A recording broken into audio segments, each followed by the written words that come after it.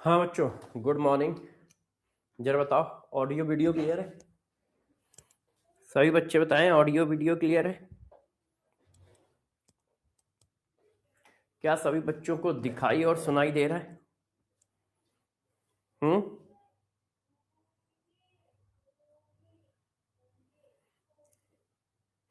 हाँ बेटा, बिल्कुल बिल्कुल।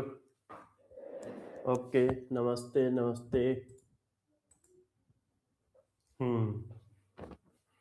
Good morning good morning good morning. Okay, सही है। वेरी गुड वेरी गुड, बहुत सही। तो सभी बच्चे रेडी हो जाओ, ठीक है? क्लास स्टार्ट करते हैं। अब आप बताओ, देखो मेरा जो है वाईटी पे फिजिकल केमिस्ट्री मैंने कंप्लीट कर दिया है। इलेक्ट्रोकेमिस्ट्री का थोड़ा सा पार्ट बचा है, आधे घंटे 1 घंटे का, वो आज खत्म हो जाएगा।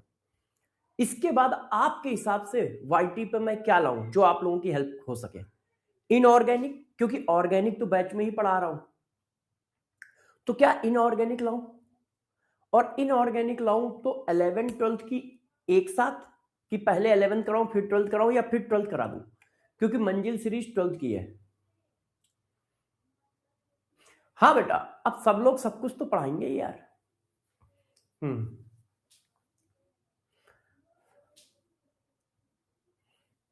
Okay,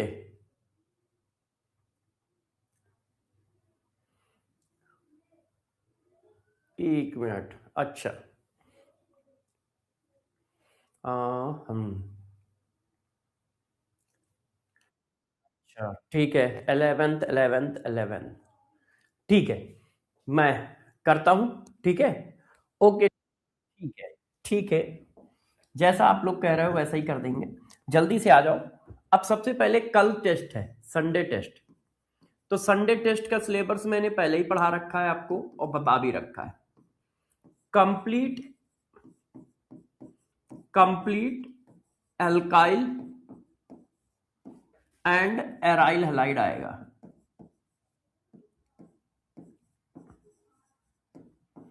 complete alkyl and aryl halide आएगा, ठीक है? तो अब हम लोग क्या करते हैं, लास्ट क्लास में जो पढ़ाया है उसकी कॉन्सेप्ट बूस्टर सीट कर दो। लास्ट क्लास में जो बच्चों पढ़ाया था उसकी कॉन्सेप्ट बूस्टर सीट करते हैं, ठीक है? हाँ, लास्ट क्लास में जो पढ़ाया था उसकी concept booster seat. Sir chemistry याद करने का कोई आइडिया दे दो।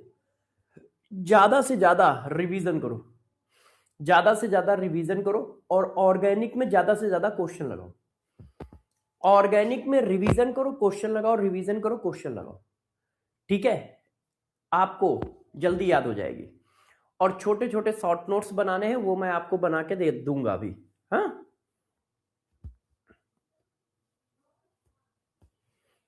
हाँ, चलो आ जाइए, सभी लोग रेडी हो जाओ, तैयार हो जाओ, फिर क्लास स्टार्ट करते हैं। कल मैंने एल्डिहाइड कीटोन स्टार्ट किया था। कल मैंने एल्डिहाइड कीटोन की केमिकल प्रॉपर्टी स्टार्ट की थी। एल्डिहाइड कीटोन तो बहुत पहले से चल रहा है, 2-3 क्लास हो गए, आज शायद तीसरी क्लास है। हाँ, अब चलो बच्चों, आंसर दो सभी लोग, सभी लोग आंसर दें। जो कॉन्सेप्ट बूस्टर सीट है, कॉन्सेप्ट बूस्टर सीट नंबर 55, बताओ most reactive compound for nucleophilic addition reaction. Nucleophilic addition reaction के लिए मोस्ट रिएक्टिव कंपाउंड कौन है? तो इसका मतलब रेट पूछ रहा है। अब रेट कैसे निकालते हैं आपको मैंने पढ़ा रखा है, कैसे निकालते हैं। रेट जो होता है वो डायरेक्टली प्रोपोर्शनल होता है plus charge of carbonyl compound, of carbonyl group, carbonyl group. और कार्बोनाइल ग्रुप का मतलब सीओ। सीओ पर कितना पॉजिटिव चार्ज है उस पर डिपेंड करता है। अब देखो, इस पर पॉजिटिव चार्ज है, अब इस पर जो पॉजिटिव चार्ज आएगा वो प्लस आई इफेक्ट की वजह से कम हो जाएगा। क्यों? प्लस आई इफेक्ट क्या करता है, माइनस सप्लाई करता है। इसमें 2 प्लस आई इफेक्ट है और कम हो जाएगा, है? तो सबसे ज्यादा रिएक्टिव कौन होगा, ये। अब यहां पे क्या है, यहां पर रेजोनेंस हो जाएगा तो प्लस चार्ज डिस्ट्रीब्यूट हो जाएगा।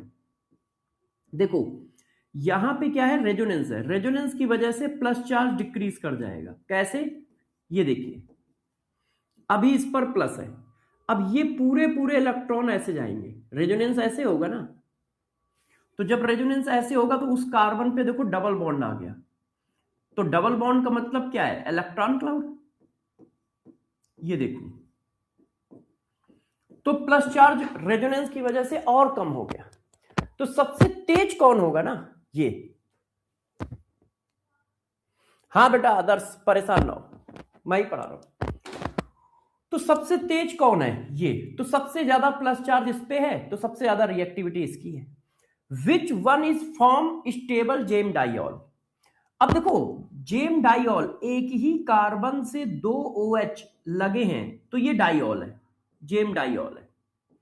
अब ये स्टेबल कब होता है, जब बची हुई बैलेंसी पे या तो माइनस आई फेट ग्रुप हो, या रेजोनेंस हो, या हाइड्रोजन बॉन्डिंग हो, तब ये स्टेबल करता है, तब ये स्टेबल होता है। तो देखो एसीटोन नहीं, एसीटल्डिहाइड का नहीं, साइक्लोप्रोपेनोन, साइक्लोप्रोपेनोन मैंने पढ़ाया था, बहुत स्टेबल होता है। ये देखो जब ये डाइयाल बनाता है तो रिंग स्ट्रेन रिमूव हो जाता है, रिंग स्ट्रेन रिमूव होने की वजह से इसका डाइऑल स्टेबल होता है। कल याद है, कल ये बात पढ़ाई है बेटा। कार्बोकटायन मंडल बनी कहां रहा है यार, मार खाओगे।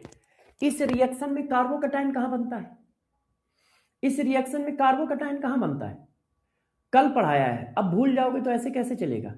इस रिएक्शन में यहां पे पॉजिटिव चार्ज होता है, न्यूक्लियोफाइल अटैक करता है, इसको बोलते हैं nucleophilic addition reaction. Nucleophilic addition reaction, इसमें कार्बोकटायन कहां बनता है, जो कार्बोकटायन चेक करोगे। नेक्स्ट, अब देखो ये रिएक्शन देखो, अब पहले क्या हो रही है, हाइड्रोलिसिस हो रही है। तो भाई प्लस माइनस कैसे बनाओगे, तो प्लस कैसे बनाओगे, सेकेंडरी, सेकेंडरी कार्बन पे प्लस बनाओगे। क्यों, सेकेंडरी कार्बोकटायन ज्यादा स्टेबल होता है। भाई सेकंड कार्बन पे प्लस बनाओगे क्योंकि सेकेंडरी कार्बोकटायन ज्यादा स्टेबल होता है। तो ये प्लस ये माइनस, अब प्लस ये है तो प्लस पे क्या होगा, माइनस का टैग। माइनस कौन है, हाइड्रोलिसिस में OH, और प्लस पे क्या, माइनस पे क्या होगा, प्लस का टैग। अब ये टोटोमरिज्म हो जाएगी, टोटोमरिज्म होगी क्या बना देगा, कीटोन। ये देखो तो ए हमारा ये हुआ। अब इस पर तुम क्या कर रहे हो, इस पर अल्कोहल की रिएक्शन करा रहे हो। तो जब इस पर अल्कोहल की रिएक्शन कराओगे तो क्या बनेगा, एसीटल। क्या बनेगा, एसीटल और हेमी एसीटल। ये देखो कीटल बन जाएगा। क्यों, इस पर ये माइनस ये प्लस, तो प्लस इसके पास आ गया, माइनस इसके पास आ गया। भाई माइनस इसको मिलेगा, प्लस इसको मिलेगा, और इसको क्या बोलेंगे, हेमी कीटल। हेमी कीटल क्यों, कीटोन में हुआ है। क्यों, क्योंकि आपने कीटोन पे अटैक कराया है, तो हेमी कीटल बनेगा। ये बनेगा नहीं, इसमें तो इसकी बैलेंस ही पूरी नहीं है, तो यार कंपाउंड ही गलत लिखा है, ये नहीं बनेगा। ये बनेगा यस, हेमी एसिटल, हेमी कीटल नहीं, ये बनेगा नहीं। ये देखो एल्डिहाइड पे लगा हुआ है, ये हेमी एसिटल है, और बनना क्या है, हेमी कीटल बनना है, बनना क्या है, हेमी कीटल। अब इस पर देखो बच्चों, बात समझ पा रहे हो। हाँ बेटा क्रिस, क्या दिक्कत आ रही है, क्रिस बताइए, आवाज की दिक्कत आ रही है क्या, वॉइस में कोई दिक्कत है, वॉइस में आज कोई दिक्कत आ रही है क्या, बताना जरा। क्रैक हो रही है।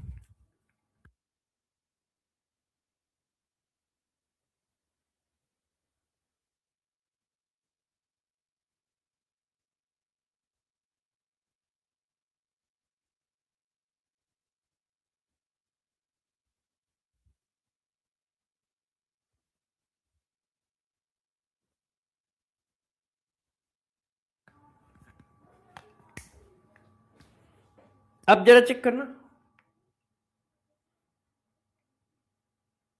अब जरा चेक करो बच्चों,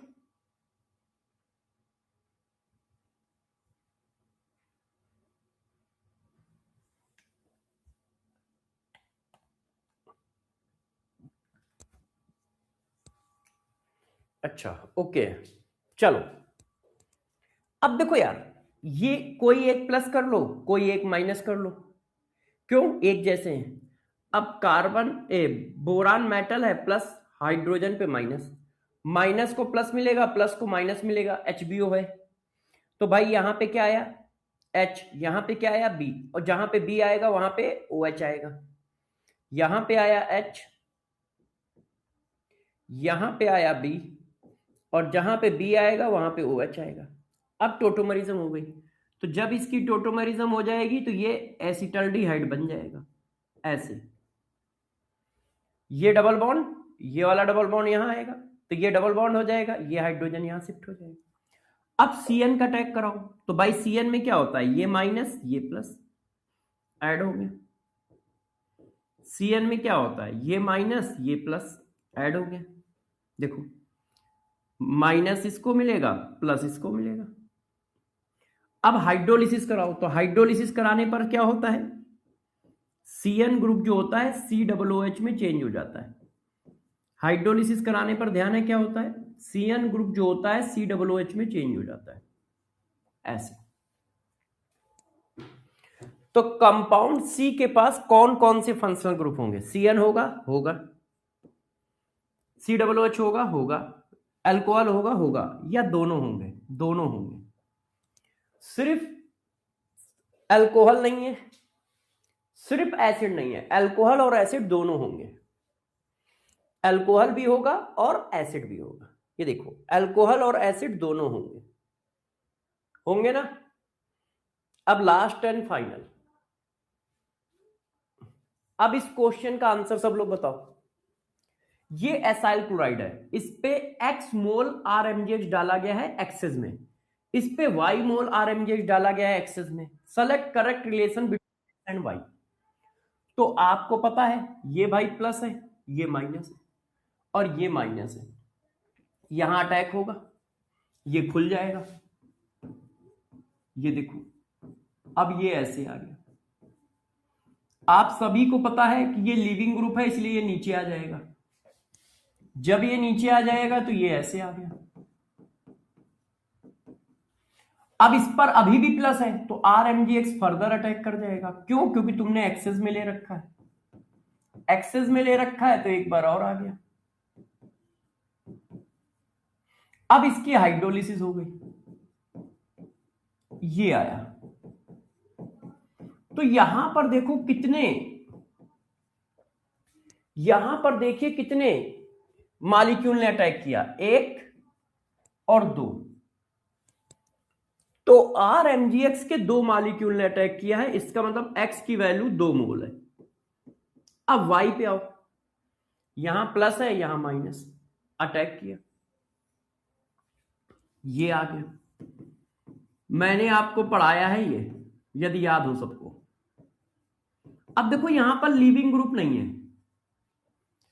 R alkyl group, hydrogen poorest leaving group होते हैं, लीव नहीं होते हैं। तो जब लीविंग ग्रुप नहीं है तो ये नीचे नहीं आएगा। अब बस इसकी डायरेक्ट हाइड्रोलिसिस हो जाएगी, डायरेक्ट हाइड्रोलिसिस हो जाएगी और इसमें प्रोटॉन लग जाएगा, ये देखो ऐसे। तो अब कितने RMGX अटैक कर रहे हैं, सिर्फ एक कर रहा है। तो Y की वैल्यू कितनी है, 1 मोल। Y की वैल्यू कितनी है, 1। तो X की वैल्यू ज्यादा है Y से, X की वैल्यू ज्यादा है Y से। क्यों, क्योंकि एसाइल क्लोराइड में 2 मोल RMGX अटैक कर रहा है और कीटोन में 1 मोल RMGX अटैक कर रहा है ना। और ये बात मैंने कई बार बताई है, हाँ प्रोवाइड करा देंगे, 1-2 बार नहीं कई बार। तो सीट नंबर 55 हम लोगों ने सॉल्व कर ली, सीट नंबर 55 हम लोगों ने सॉल्व कर ली, है ना। अब बच्चों हम लोग बात करने जा रहे हैं आज की क्लास की, कि आज हम लोग क्या करेंगे। तो देखो, जो कल पढ़ाया था उसी के आगे की बात आज करेंगे। कल हम लोगों ने जो बातें बताई थी बच्चों, उसी के बाद के आगे बात करेंगे। तो कल हम लोग क्या पढ़ा रहे थे? कल हम लोग ने एडिशन कराया था NaHSO3, NaHSO3 का मतलब एडिशन, न्यूक्लियोफिलिक एडिशन रिएक्शन पढ़ाई थी। आज हम लोग क्या पढ़ाने जा रहे हैं? गौर से सुनो, आज हम लोग क्या पढ़ाएंगे? आज एल्डिहाइड कीटोन में हम पढ़ेंगे न्यूक्लियोफिलिक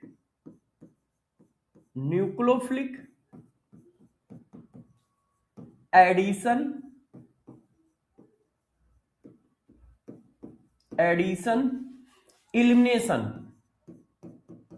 इलिमिनेशन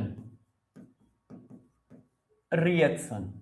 मतलब आप एडिशन भी करोगे, आप इलिमिनेशन भी करोगे, आप ऐड भी कर रहे हो और हटा भी रहे हो, दोनों काम कर रहे हो। आज हम जो रिएक्शन पढ़ रहे हैं उसमें दोनों काम हो रहा है। आप एडिशन भी करोगे और इलिमिनेशन भी करोगे। न्यूक्लियोफिलिक एडिशन इलिमिनेशन रिएक्शन क्या होती हैं, कैसे कैसे होती हैं, अब इस पर गौर से सारे बच्चे समझेंगे, गौर से सारे बच्चे समझेंगे। ठीक है, सबसे पहले मैं कुछ मॉलिक्यूल लिख देता हूं, जैसे आप समझ पाए, उनके नाम लिख देता हूं। सबसे पहले हम लोग ये बात करेंगे। देखो, ये क्या चीज है, ये देखिए, ऐसे लिख लो। एक मिनट, यहां से चालू करते हैं। ये देखो बच्चों, इसको बोला जाता है हाइड्रोक्सिल एमीन। हाइड्रोक्सिल एमीन, ये देखिए। अच्छा, इसको क्या नाम बोलते हैं? पहले मैं कुछ नाम लिख दूं, जैसे नाम याद रहे आपको। NH2 को बच्चों बोला जाता है हाइड्राजीन। अच्छा देखो, इसकी एक बैलेंसी फ्री कर दो। ये देखो, अब इसकी एक बैलेंसी फ्री कर दी, हाइड्रोजन एक हटा दिया और इसकी जगह जोड़ दिया फिनाइल। ये देखिए, बेंजीन जोड़ दिया, तो इसको बोलते हैं फिनाइल हाइड्राजीन।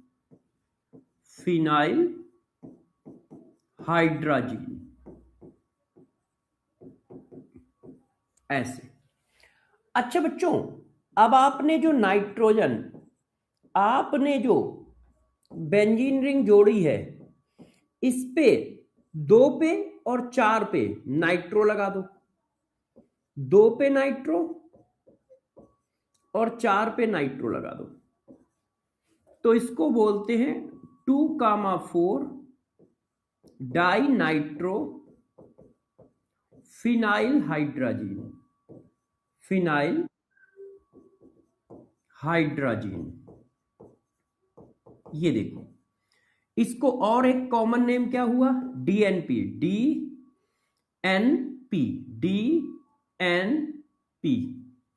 इसको ये भी बोलते हैं 2,4-DNP बोलते हैं, 2,4-DNP बोलते हैं। ये देखिए, शॉर्टकट नेम। अच्छा, अब आप क्या करो, हाइड्राजीन की एक फ्री बैलेंसी पे आप लगा दो CONH2। ये देखो ऐसे। इसको क्या बोलते हैं? इसको बोलते हैं सेमी कार्बेजाइड,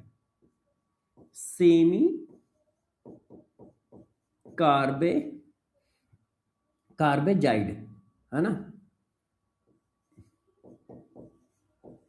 सेमी कार्बेजाइड। ये कुछ मॉलिक्यूल हैं, जरा देख लो। सबसे पहले कौन कौन है? NH2OH हाइड्रोक्सिल अमीन, NH2NH2 हाइड्राजीन, ठीक है। और फिर एक फ्री बैलेंसी लगा के पीएच लगा दिया, मतलब बेंजीन लगा दी, तो बेंजीन फिनाइल हाइड्राजीन, फिर 2,4 डाई नाइट्रो फिनाइल,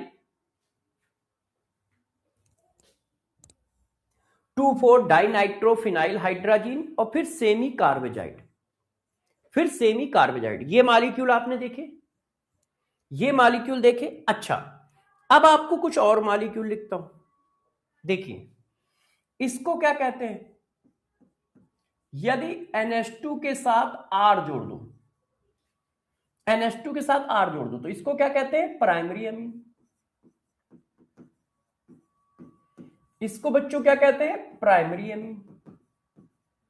अच्छा, एक और H हटा के 2R जोड़ दो, एक और H हटा के 2R जोड़ दो तो इसको क्या बोलते हैं? Secondary amine. सेकेंडरी अमीन।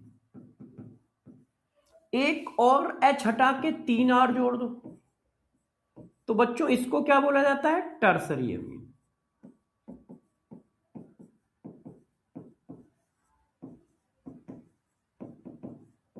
ये देखो, अब इतने मॉलिक्यूल की रिएक्शन एक जैसी होती है। कैसे करते हैं कैसे नहीं करते हैं ये एक एक करके बताऊंगा। पहले आप मॉलिक्यूल देख लो कितने सारे मैंने लिखे हैं। 1 2 3 4 5 6 7 8। अब ये 8 मॉलिक्यूल कैसे रिएक्शन करेंगे बताता है। गौतम कह रहा है गुरुजी डाउट बता दीजिए। डाउट पूछ लो, वैसे मैंने अभी पढ़ाया ही क्या है जो तुम्हें डाउट आ जाएगा, मगर फिर भी चलो, कोई डाउट है तो पूछो, कोई डाउट है तो पूछो, क्या पूछना चाहते हो बताओ, डाउट बता देते, बताइए क्या डाउट है, बताइए क्या डाउट है भाई तुम्हारा, पूछो।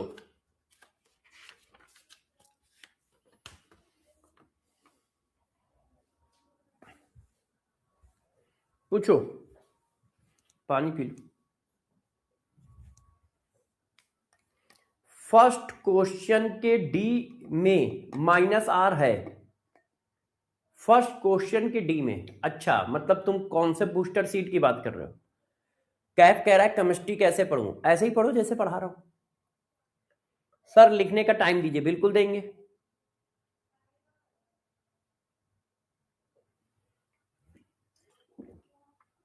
देखो कैफ, ज्यादा से ज्यादा रिवीजन करो। जब आप ज्यादा से ज्यादा रिवीजन करोगे तो आपकी चीजें सही होती चली जाएंगी। रिवीजन करो, क्वेश्चन करो। अब देखो, हो सकता है शुरुआत में क्वेश्चन ना बने, कम बने। क्यों? क्योंकि तुम्हारे दिमाग में सारी चीजें स्टोर नहीं होंगी। मगर जैसे जैसे क्वेश्चन करते जाओगे, रिवीजन करते जाओगे, तो कुछ रिएक्शन तुम्हारे दिमाग में स्टोर हो जाएंगे, 150। और 150 रिएक्शन बार बार घूमेंगी क्वेश्चनों में, तो तुम धीरे धीरे क्वेश्चन करने लग जाओगे, तुम्हें सारी चीजें याद होने लग जाएंगी। इसमें बहुत सारे इफ एंड बट होते हैं। अब देखो, कल एक पैटर्न पढ़ाया, आज दूसरा पैटर्न पढ़ाएंगे, तो दोनों पैटर्न याद रखने पड़ेंगे ना, तो उसको रिवीजन ज्यादा करो, जैसे याद रख पाओ।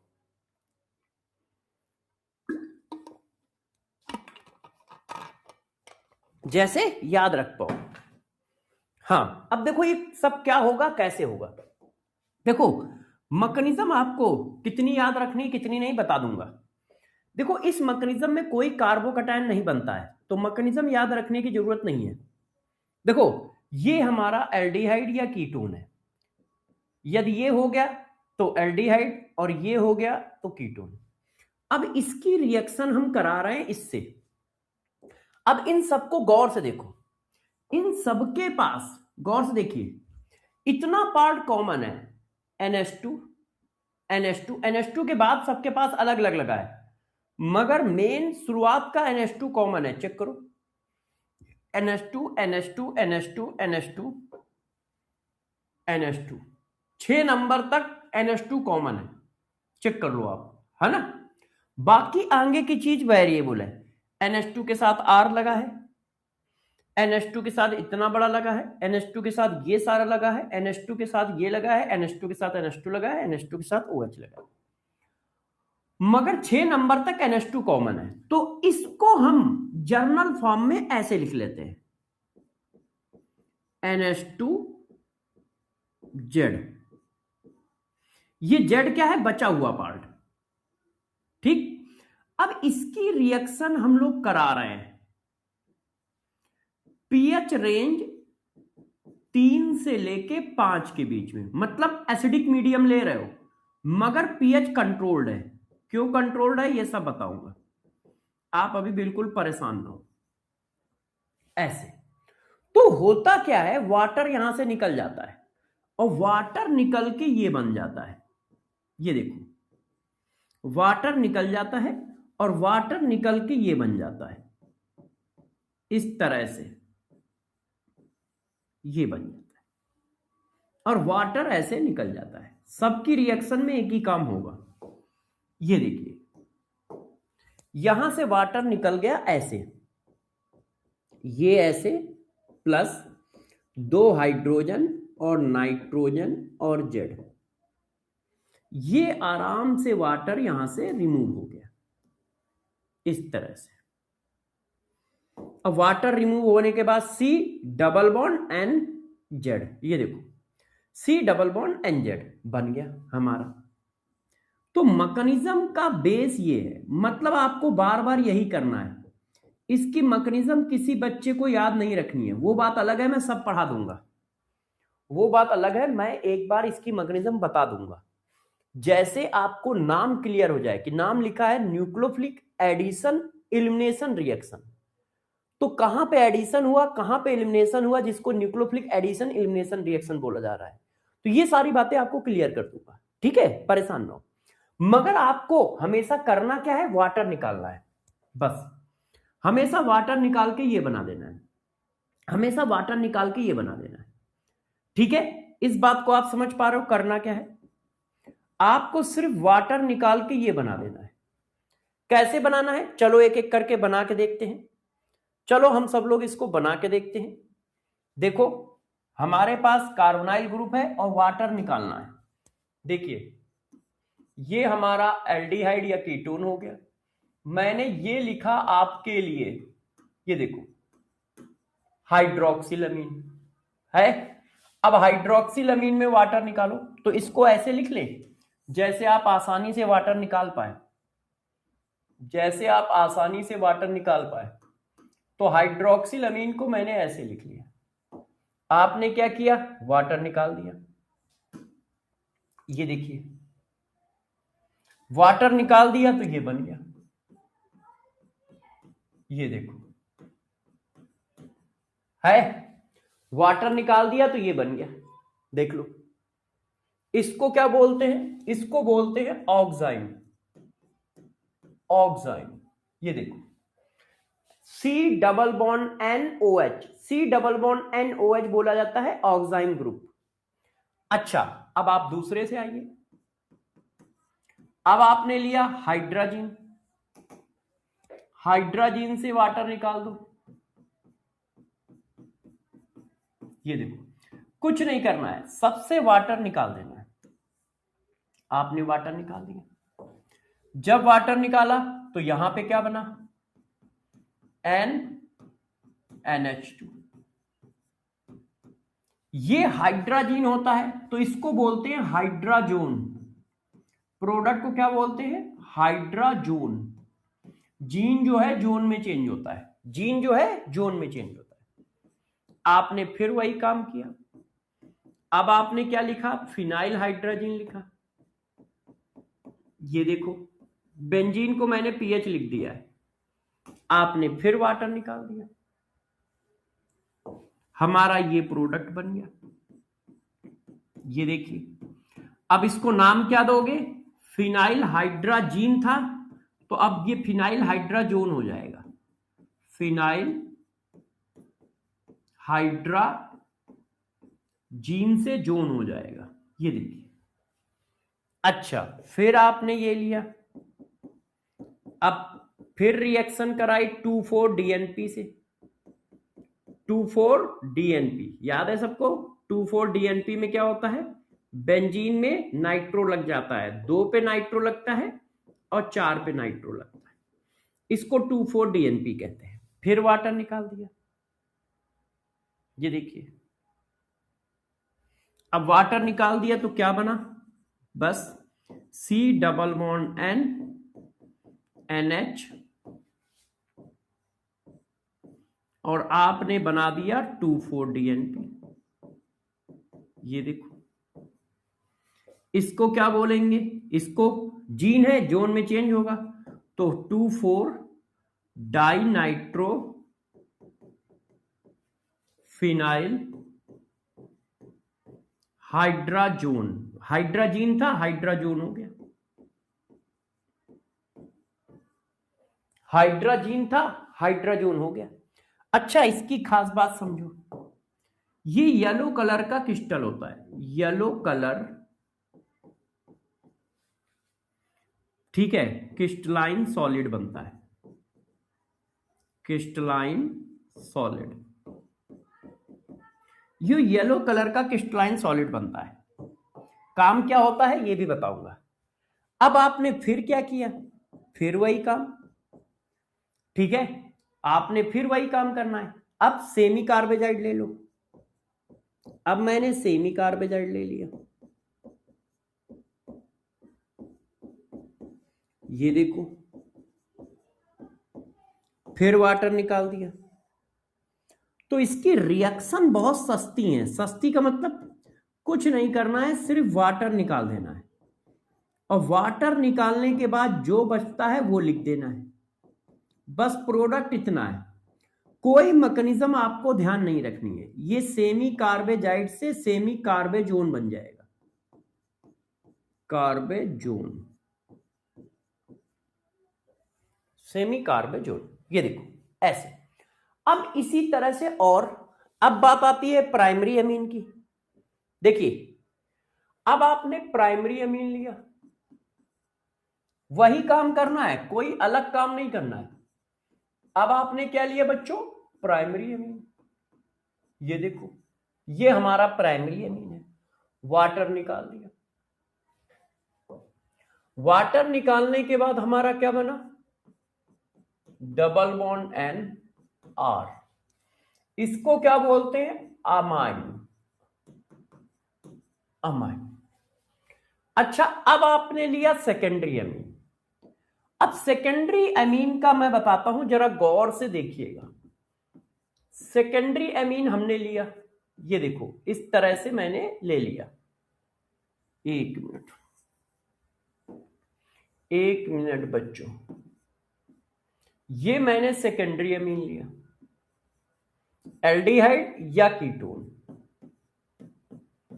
और इसके पास, अब आप चेक करो, यहां पे प्रॉब्लम है, सेकेंडरी अमीन में 2 हाइड्रोजन नहीं है, आप चेक करिए,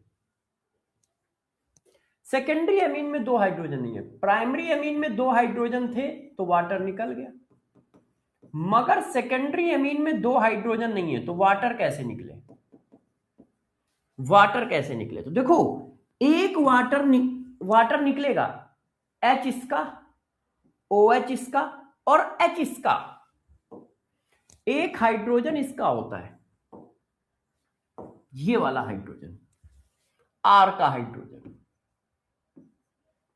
ये हाइड्रोजन, ये मिलके वाटर निकालते हैं, जिसकी वजह से डबल बॉन्ड यहां आता है, यहां नहीं आता है। क्यों, क्योंकि यहां पे एक ही OH रिलीज हुआ है। तो इसका प्रोडक्ट ध्यान रखिए, उसी तरह की मैकेनिज्म है सेम, मगर प्रोडक्ट ये आता है एमाइन, ये देखो डबल बॉन्ड C H या R N, देखो अब N R R, ये देखिए NRR, और यहां डबल बॉन्ड, इसको बोलते हैं एनामाइन, सॉरी, डबल बॉन्ड को इन बोलते हैं, है ना, इनिन,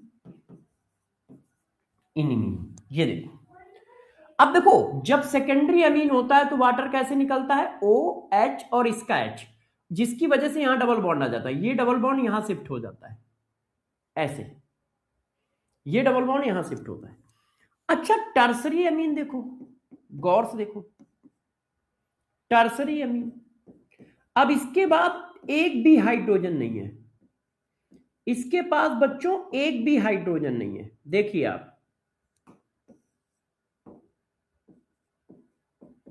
एक भी हाइड्रोजन नहीं है, तो ये क्या करता है, ये करता है नो रिएक्शन। क्यों? क्योंकि अब वाटर निकल ही नहीं पाएगा, अब वाटर निकल नहीं पाएगा, तो टर्सरी अमीन रिएक्शन नहीं करता है। अब आपको प्रॉब्लम कहां आ रही है मैं बताता हूं।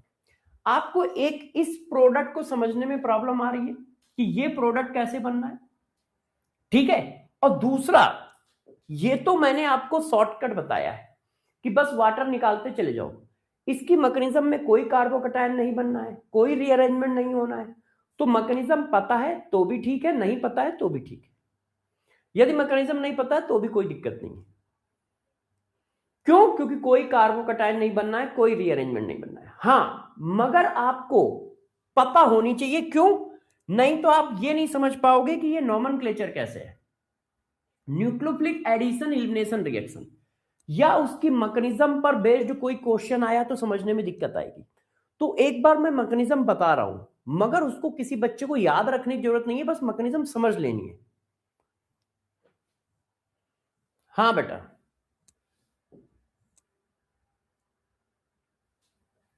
अच्छा एक मिनट, यहां पे स्पेलिंग मिस्टेक हो गया है। तो इसकी मैं मैकेनिज्म बता रहा हूं, सब लोग जरा मैकेनिज्म पे फोकस करेंगे, ठीक है। मगर उसको सिर्फ आपको क्या करना है, ध्यान देना है कि हाँ कैसे हुआ। याद रखने की जरूरत नहीं है, जिसकी याद रखनी होती है उसकी मैं बता देता हूं कि याद रखना, नहीं तो क्वेश्चन नहीं बनेगा। इसका ऐसा कुछ नहीं है। अब गौर समझो, देखो बच्चों, ये हमारा कार्बोनाइल ग्रुप है, इस पे आप अटैक करा रहे हो इसका N2Z का, और ये कैसा है, न्यूट्रल मॉलिक्यूल है। ये कैसा है आप चेक करो, न्यूट्रल मॉलिक्यूल है। अब न्यूट्रल मॉलिक्यूल है तो जिसकी वजह से ये क्या है, ये वीक न्यूक्लियोफाइल है, ये वीक न्यूक्लियोफाइल है। तो कार्बोनाइल ग्रुप पर आसानी से अटैक नहीं कर पाएगा। तो जब कार्बोनाइल ग्रुप पर आसानी से अटैक नहीं कर पाएगा तो हमें इसकी रिएक्टिविटी बढ़ानी पड़ेगी। अब रिएक्टिविटी बढ़ाने के दो तरीके हैं, या तो इसकी रिएक्टिविटी बढ़ाओ या इसकी रिएक्टिविटी बढ़ाओ। दो लोग ऐसे कर रहे हैं, मैं तुम्हें देख लूंगा, तुम कह रहा देख लेना, मैं तुम्हें बहुत मारूंगा दोबारा मिल गए। तो उसने भी कहा कि नहीं, तुम दोबारा मिल गए तो हम तुम्हें भी बहुत मारेंगे, तू मुझे जानता नहीं है। तो वो भी कह रहा है हाँ देख लूंगा। अब कोई लड़ नहीं रहा है, बस नोक झोंक चल रही है। उसमें से किसी एक की रिएक्टिविटी बढ़ा दो, अपने आप दूसरे की बढ़ जाएगी। कोई एक दूसरे को कंटाप मार देगा, वैसे ही दूसरा भी मार देगा। तो या तो मैं रिएक्टिविटी इसकी बढ़ा दूं या इसकी बढ़ा दूं, है ना, किसी एक की बढ़ा दूं। तो हम लोग क्या करते हैं, कार्बोनाइल ग्रुप की रिएक्टिविटी आसानी से बढ़ाई जा सकती है। क्यों? क्योंकि उसके पास डबल बॉन्ड है। तो हम यहां ले लेते हैं एसिडिक मीडियम, pH = 3 to 5 का। ये मेंशन किया जा रहा है, मेंशन किया जा रहा है, इसका नाम इंपॉर्टेंट है, अभी बताऊंगा कैसे। तो हम यहां एसिड मीडियम ले लेते हैं, मतलब एसिड की प्रेजेंस ले लेते हैं, एसिड की प्रेजेंस ले लेते हैं। वो काम क्या करता है, देखो नोट, अब नोट भी बताता जाऊंगा, नोट भी। अब वो काम क्या करता है, वो इसको प्रोटॉन देता है। प्रोटॉन देने की वजह से ये ऐसा हो जाएगा। क्यों? इसके पास क्या है, H+ और यहां पे क्या है, ये प्लस ये माइनस, तो इसको प्रोटॉन मिलेगा तो ये ऐसा हो जाएगा। देखो ये ऐसा हो जाएगा। आपको पता है ये अनस्टेबल सिचुएशन है, का ऑक्सीजन की बैलेंसी 3 थोड़ी होती है, तो ये तुरंत का तुरंत पाई बॉन्ड ऐसे ब्रेक हो जाएगा। अब ये देखो कंप्लीट प्लस चार्ज आ गया, इस पर क्या आ गया, कंप्लीट प्लस चार्ज। और कंप्लीट प्लस चार्ज आने की वजह से अब वीक न्यूक्लियोफाइल भी आसानी से अटैक कर जाएगा। अभी यहां क्या था, डेल था। क्यों? पाई बॉन्ड कोई ब्रेक थोड़ी हुआ है। मगर जब आप प्रोटॉन डाल दोगे तो ये ऐसा होगा, और ये अनस्टेबल है। क्यों? ऑक्सीजन की बैलेंसी 3 नहीं 2 होती है, एक तो 3 बैलेंसी है, ऊपर से पॉजिटिव चार्ज है, तो ये पाई बॉन्ड पूरा का पूरा लोन पेयर पे शिफ्ट हो जाएगा, मतलब ऑक्सीजन पे शिफ्ट हो जाएगा। अब जिसकी वजह से इस कार्बन पे पूरा का पूरा +1 चार्ज आ गया, तो रिएक्टिविटी बढ़ गई। क्यों? जितना ज्यादा प्लस चार्ज होगा उतना आसानी से छोटा माइनस चार्ज भी अटैक कर पाएगा। भाई अट्रैक्शन फोर्स बनना है तो F = Q1Q2/R²। तो या तो Q1 को बढ़ा दो या Q2 को बढ़ा दो, तो हमने Q1 को बढ़ा दिया, तो क्या हुआ, अट्रैक्शन फोर्स बढ़ गया, तो ये इस पे आसानी से अटैक कर पा रहा है। पूरी रिएक्शन इक्विलिब्रियम में रहती है, ध्यान रखिएगा। अब हमारा ये अटैक आसानी से कर पा रहा है ऐसे। जब ये अटैक कर जाएगा तो ये ऐसे आ गया। अब यहां नाइट्रोजन पे प्लस चार्ज आ गया है, चेक करो, नाइट्रोजन पे प्लस आ गया है, तो नाइट्रोजन अपने को न्यूट्रल करेगा, तो प्रोटॉन ट्रांसफर होगा, internal proton transfer, internal proton transfer. Proton transfer होगा तो देखो ये प्रोटॉन आ गया इस पर, ये देखिए, मतलब ये इक्विलिब्रियम में रहेगा। क्यों इक्विलिब्रियम में क्यों रहेगा भाई, इक्विलिब्रियम में क्यों रहेगा, तो गौर समझिए इक्विलिब्रियम में क्यों रहेगा। एक मिनट, अच्छा, एक एक एक एक एक एक एक हाँ, जब प्रोटॉन ट्रांसफर अटैक हुआ तो ये आ गया, ठीक है। अब इसने अपना प्रोटॉन इसको दे दिया तो ये ऐसा हो गया, ये देखिए एक प्रोटॉन यहां से निकल के इसको मिल गया। अब यहां पर लोन पेयर है, अब ये अनस्टेबल है, तो ये अपना प्रोटॉन इसको दे सकता है, इक्विलिब्रियम है। मतलब भाई ऑक्सीजन पे 3 पॉजिटिव चार्ज आया तो वो भी तो अनस्टेबल है, तो वो अपना प्रोटॉन नाइट्रोजन को भी दे सकता है। तो ये इसीलिए इक्विलिब्रियम में है कि ये भी बनेगा ये भी बनेगा, है कि नहीं। अब ये लोन पेयर नीचे जाएंगे, ये देखो ये लोन पेयर ऐसे आए तो ये एज ए लीविंग ग्रुप निकल गया, ये एज ए लीविंग ग्रुप निकल गया, तो ये देखो लोन पेयर आने की वजह से डबल बॉन्ड आ गया, मगर साथ में प्लस आ गया, ये देखो। अब ये प्रोटॉन निकल गया, प्रोटॉन निकल गया, इसको न्यूट्रल कर दिया ऐसे। ये जेड था यार, आर नहीं था, मैं इतनी देर से इसको आर लिखता चला आ रहा हूं।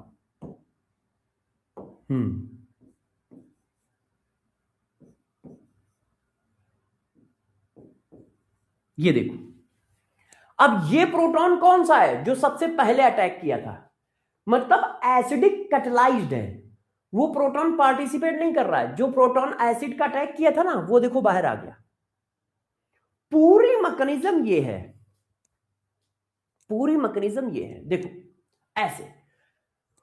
तो ये जो पीएच 3 से 5 लिया जाता है वो रिएक्टिविटी बढ़ाने के लिए लिया जाता है इसकी, और रिएक्टिविटी बढ़ने की वजह से इस पे पूरा का पूरा प्लस आ जाता है, तो ये अटैक कर जाता है ऐसे। अब यहां पे क्या क्या बातें याद रखनी है। पहला, यदि तुम पीएच 3 से कम ले लोगे, मतलब ज्यादा एसिडिक ले लोगे, 3 से कम का मतलब ज्यादा एसिडिक, ज्यादा एसिडिक कर दिया या ज्यादा एसिड ले लिया,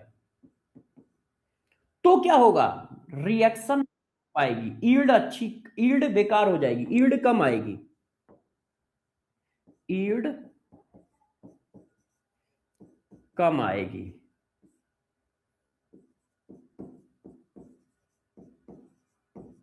ईल्ड कम हो जाएगी।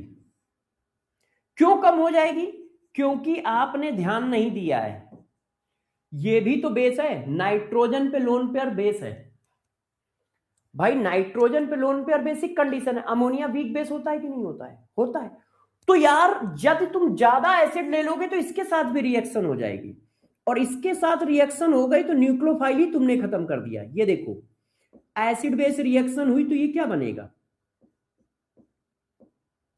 ये प्रोटॉन लेके ये बना देगा, और ये थोड़ी न्यूक्लियोफाइल है, नॉट न्यूक्लियोफाइल, तो रिएक्शन आगे कैसे होगी। ये देखो ये कोई न्यूक्लियोफाइल थोड़ी ना है। तो एसिडिक मीडियम फिक्स है, इसी वजह से 3 से 5 लिया जा रहा है कि मैक्सिमम ईल्ड किस पीएच पे आ रही है, तो सेलेक्टिव पीएच है।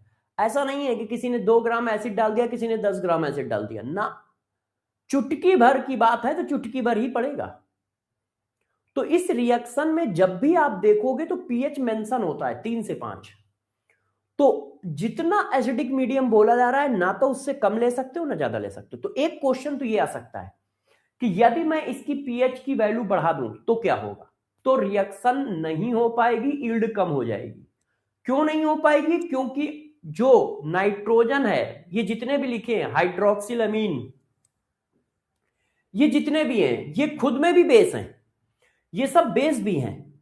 नाइट्रोजन पे लोन पेयर है hydroxylamine, hydrazine, phenyl hydrazine, 2,4-DNP, semicarbazide, primary amine, secondary amine, tertiary amine, ये खुद बेस भी हैं। और खुद बेस होने की वजह से एसिड बेस रिएक्शन हो जाएगी। एसिड बेस रिएक्शन हो गई तो ईल्ड कम हो जाएगी, ईल्ड कम हो जाएगी। एक पॉइंट ये याद रखो। अब इसको एडिशन एलिमिनेशन क्यों कहते हैं, जरा ये देखो, यहां पे क्या हो रहा है, यहां पे क्या हो रहा है, एडिशन। चेक करो, यहां पे क्या हो रहा है, एडिशन, और यही हमारा आरडीएस है, ये वाला स्टेप ही आरडीएस है। और यहां पे क्या हो रहा है, इलिमिनेशन, वाटर निकल रहा है, इलिमिनेशन, ये देखो। इसीलिए इसको एडिशन इलिमिनेशन रिएक्शन बोलते हैं। एडिशन किसका हो रहा है, न्यूक्लियोफाइल का। एडिशन किसका हो रहा है, न्यूक्लियोफाइल का, इसलिए न्यूक्लियोफिलिक एडिशन इलिमिनेशन रिएक्शन बोलते हैं। एडिशन के साथ साथ एक मॉलिक्यूल का एडिशन हो रहा है तो एक मॉलिक्यूल का इलिमिनेशन भी हो रहा है। ये देखो वाटर निकल भी रहा है, तो इसीलिए बोला जाता है addition elimination reaction. Addition elimination reaction, इतनी बात समझ में आई? तो मैकेनिज्म की अपने को कोई खास जरूरत नहीं है, पहला पॉइंट, क्योंकि कहीं पर भी कोई कार्बोकैटायन नहीं बनना है। तो यदि कोई बच्चा इस मैकेनिज्म को याद नहीं रखता है या नहीं आती है तो कोई दिक्कत की बात नहीं है।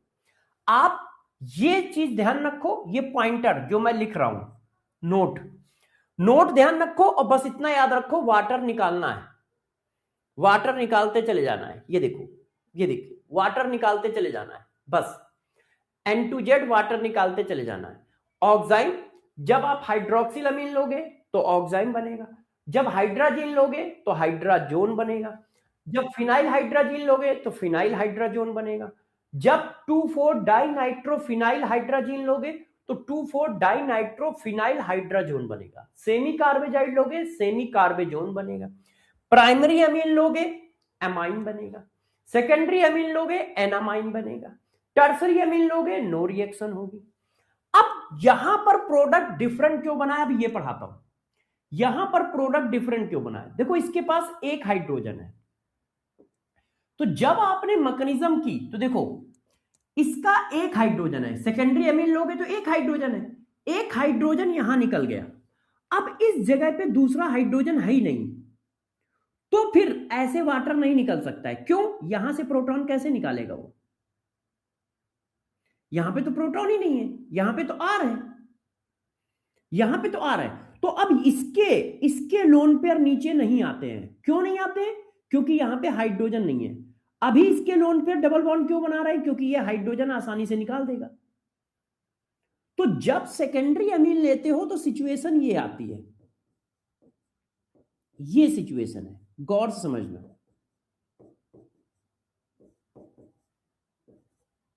ऐसी और ये ऐसी, ऐसी सिचुएशन है। अब इसके पास हाइड्रोजन नहीं है, यदि ये लोन पेयर नीचे डबल बॉन्ड बनाएगा तो आर निकलना पड़ेगा, आर निकल नहीं सकता, क्यों, आर पुअरेस्ट लिविंग ग्रुप है। यदि ये लोन पेयर ऐसे लाता है तो फिर आर को बाहर जाना पड़ेगा, जैसे ये लोन पेयर लाया तो एच बाहर चला गया, अब आर को जाना पड़ेगा, आर जा नहीं सकता है।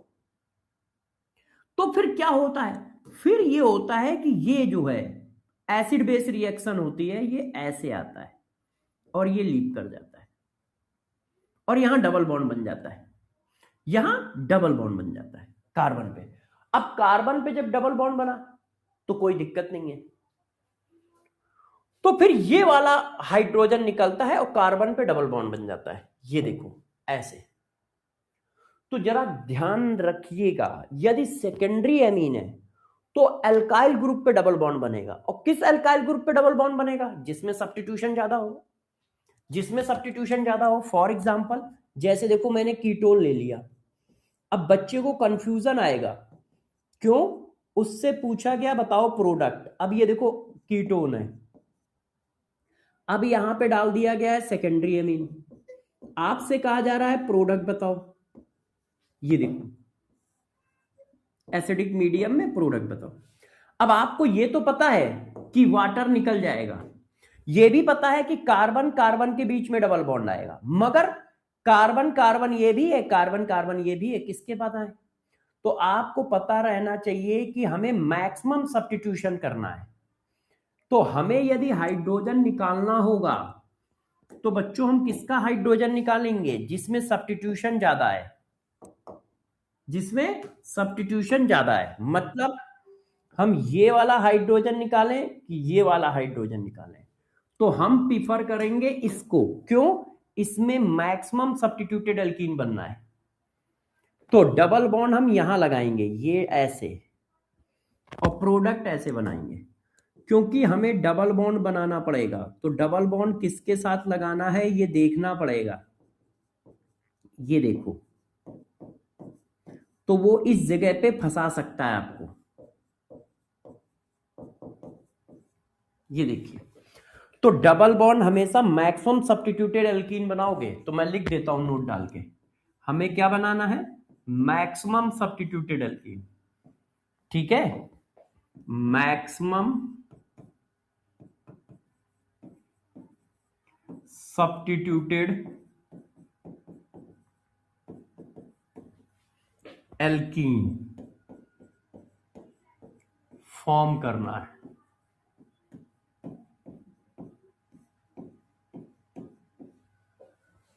क्या ये बात सबको समझ में आ रही है?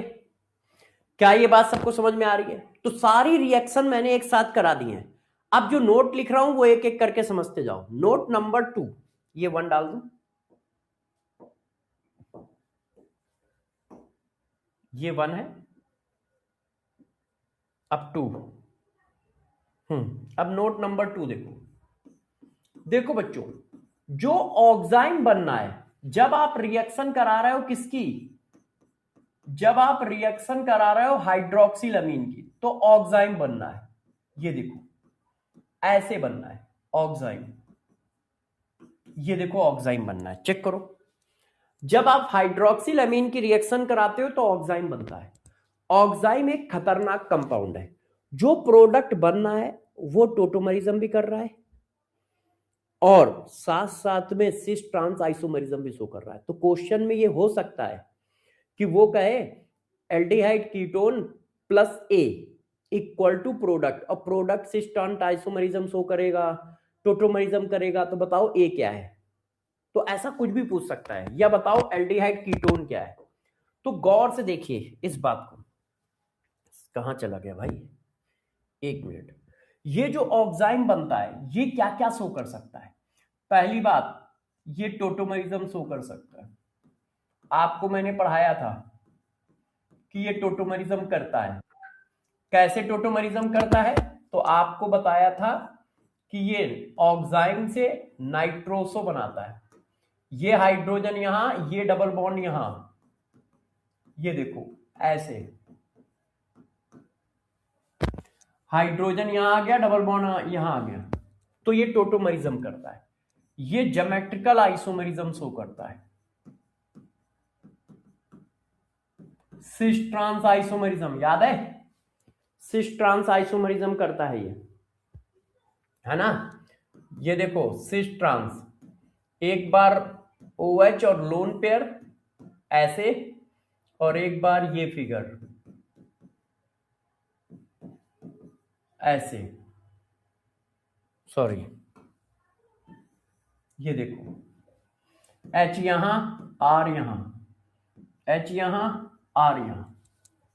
ये देखिए, इसके लिए क्या होना चाहिए? जो दो बैलेंसी हैं उन दो बैलेंसी पे क्या होना चाहिए? ये जो दो फ्री बैलेंसी है, ये जो दो फ्री बैलेंसी हैं, इन फ्री बैलेंसी पे डिफरेंट होने चाहिए, डिफरेंट ग्रुप या एटम होने चाहिए, ग्रुप या एटम। तभी ज्योमेट्रिकल आइसोमरिज्म मिल पाएगी। तब उसमें से एक सिस, एक ट्रांस, या एक सिन या एक एंटी होगा। तो ये जो प्रोडक्ट बनेगा ये क्या बनाएगा? टोटोमरिज्म भी शो करेगा, ज्योमेट्रिकल आइसोमरिज्म भी शो करेगा। जिसकी वजह से एक प्रोडक्ट नहीं बनना है, एक से ज्यादा प्रोडक्ट बनना है। जिसकी वजह से एक प्रोडक्ट नहीं बनना है भाई, मान लो सिस है, ज्योमेट्रिकल शो कर रहा है तो दो प्रोडक्ट हो गए ना, एक सिस एक ट्रांस। तो जरा क्वेश्चन को बहुत अच्छे से समझना होगा, अभी मैं कराऊंगा अभी, ठीक है। नोट नंबर 2, जहां जहां वो आपको फंसा सकता है वहां वहां मैं बता रहा हूं। फॉर एग्जाम्पल मैंने आपसे क्वेश्चन पूछा, which aldehyde and ketone react with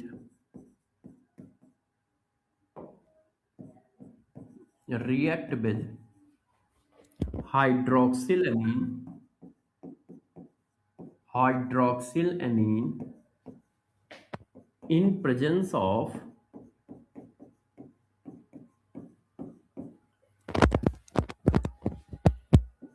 pH acidic medium, in presence of acidic medium pH range 3 से 5,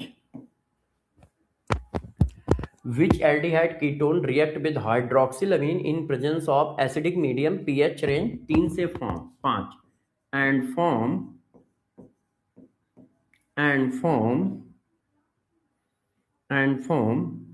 compound which show geometrical isomerism या स्टीरियो आइसोमरिज्म, ज्योमेट्रिकल आइसोमरिज्म या स्टीरियो आइसोमरिज्म। ए ये देखो formaldehyde, B acetaldehyde, C ketone,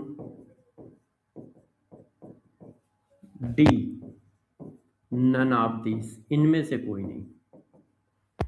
अब बताओ, अब इनमें से कौन सा एल्डिहाइड कीटोन होगा जो हाइड्रोक्सिल अमीन से रिएक्शन करेगा एसिडिक मीडियम में, और जो कंपाउंड बनेगा वो ज्योमेट्रिकल आइसोमरिज्म शो करेगा। तो देखो वाटर निकलता है, हाइड्रोक्सिल अमीन क्या है? हाइड्रोक्सिल अमीन है NH2OH। तो तुमने वाटर निकाल दिया, जब इससे वाटर निकाला तो ये बना। अब इसकी दोनों बैलेंसी सेम है तो सिस और ट्रांस मिलेगा ही नहीं, ये दोनों बैलेंसी सेम है। अब दोनों बैलेंसी सेम है तो सिस और ट्रांस मिलता ही नहीं है। अब यहां पे करो, वाटर निकाल दो, तो जब वाटर निकाल दोगे तो दोनों बैलेंसी अलग अलग है, तो सिस भी मिलेगा ट्रांस भी मिलेगा, तो ये तो है। अब यहां पे जब वाटर निकालोगे तो दोनों बैलेंसी सेम है, अब दोनों बैलेंसी सेम है तो सिस और ट्रांस मिलेगा ही नहीं, टोटोमरिज्म मिलेगी, सिस और ट्रांस नहीं मिलेगा, सिस और ट्रांस नहीं मिलेगा, टोटोमरिज्म मिलेगी। हाँ ऑक्साइन और नाइट्रोसो, ये देखो। तो आपसे क्वेश्चन कुछ भी पूछा जा सकता है, तो जब आप ध्यान रखना टफ क्वेश्चन बनाएगा तो प्रोडक्ट ना पूछ के ऐसा कुछ पूछेगा, ऐसा कुछ पूछेगा। तो इसके बारे में इतनी बात ध्यान रखोगे जैसे आपकी गड़बड़ ना हो, जैसे आपकी गड़बड़ ना हो, है ना। अब पॉइंट नंबर 3 देखो, नोट नंबर 3। अब जरा देखो यार बच्चों, यहां पे ध्यान दो, ये देखो, ये जो 2,4-DNP है, ये 2,4-DNP yellow colour crystalline solid बनाता है, मतलब येलो कलर का प्रेसिपिटेट बनाता है। ये स्पेसिफिक टेस्ट है कार्बोनाइल ग्रुप का, एल्डिहाइड का नहीं, कीटोन का नहीं, कार्बोनाइल ग्रुप का। जैसे कहा गया कि यार ये बताओ इस मॉलिक्यूल में कार्बोनाइल ग्रुप है या नहीं, कार्बोनाइल ग्रुप का मतलब CO ग्रुप, तो हम वहां पे 2,4-DNP टेस्ट लगा सकते हैं। 2,4-DNP टेस्ट कार्बोनाइल ग्रुप का टेस्ट है, क्यों? क्योंकि ये स्पेसिफिक कलर प्रेसिपिटेट बनाता है, इसलिए ऐसा क्यों लगा सकते हैं, क्योंकि ये स्पेसिफिक कलर प्रेसिपिटेट बनाता है। ये देखो 2,4-DNP। तो ये वाली रिएक्शन कार्बोनाइल ग्रुप का टेस्ट भी है, एल्डिहाइड का टेस्ट नहीं है, कीटोन का टेस्ट नहीं है। कीटोन और एल्डिहाइड दोनों देंगे, तो ये टेस्ट ऑफ कार्बोनाइल ग्रुप है, ध्यान रखिएगा। 2,4-DNP form specific precipitate, specific yellow colour precipitate, yellow colour crystalline solid. It is a test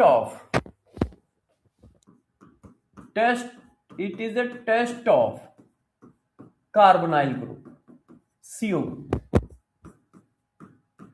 carbonyl group। तो 2,4-DNP से ये पता चल जाता है कि ये एल्डिहाइड हो सकता है या कीटोन हो सकता है।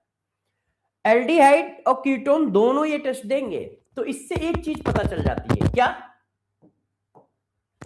पता चल जाता है कि कंपाउंड में B aldehyde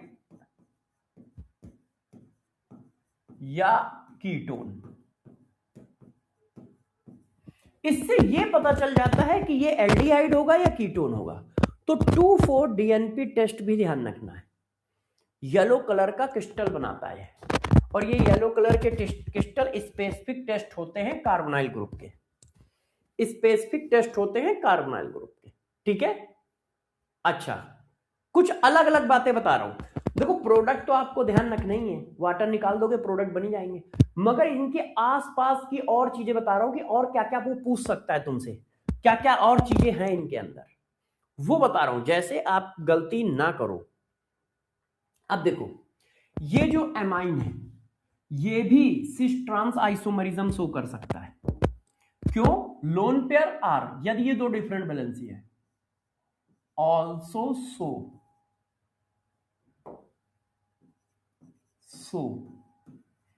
GI if two different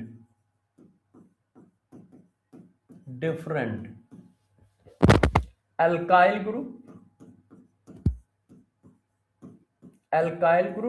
या एटम अटैच्ड, यदि डिफरेंट अल्काइल ग्रुप या एटम अटैच्ड है तो ये भी सिस ट्रांस शो कर देगा। क्यों? लोन पेयर और आर एक साइड, लोन पेयर और दूसरा आर एक साइड, लोन पेयर आर एक साइड, लोन पेयर दूसरा आर एक साइड, ये भी पढ़ाया हुआ है। जब सिस ट्रांस पढ़ाया है तो मैंने बताया ये भी ज्योमेट्रिकल आइसोमरिज्म शो करेगा। अब लास्ट एंड फाइनल पॉइंट, और ये पूरा खत्म। लास्ट एंड फाइनल पॉइंट बच्चों क्या है? यदि इनकी फर्दर हाइड्रोलिसिस करा दी जाए एसिड की प्रेजेंस में, ये जितने भी कंपाउंड है, ये जितने भी आपने ऐसे कंपाउंड बनाए हैं, ये देखो, ये जितने भी आपने बनाए हैं, इनको यदि फर्दर हाइड्रोलाइज करा दो या हाइड्रोलाइज करा दो, हाइड्रोलिसिस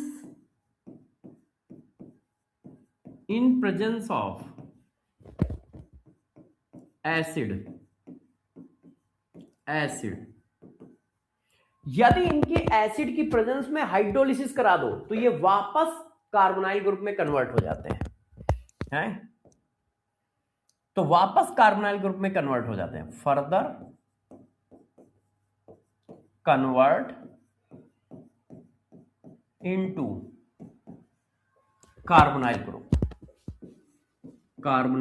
ग्रुप, मतलब एल्डिहाइड कीटोन, मतलब फिर से ये एल्डिहाइड कीटोन में चले जाएंगे।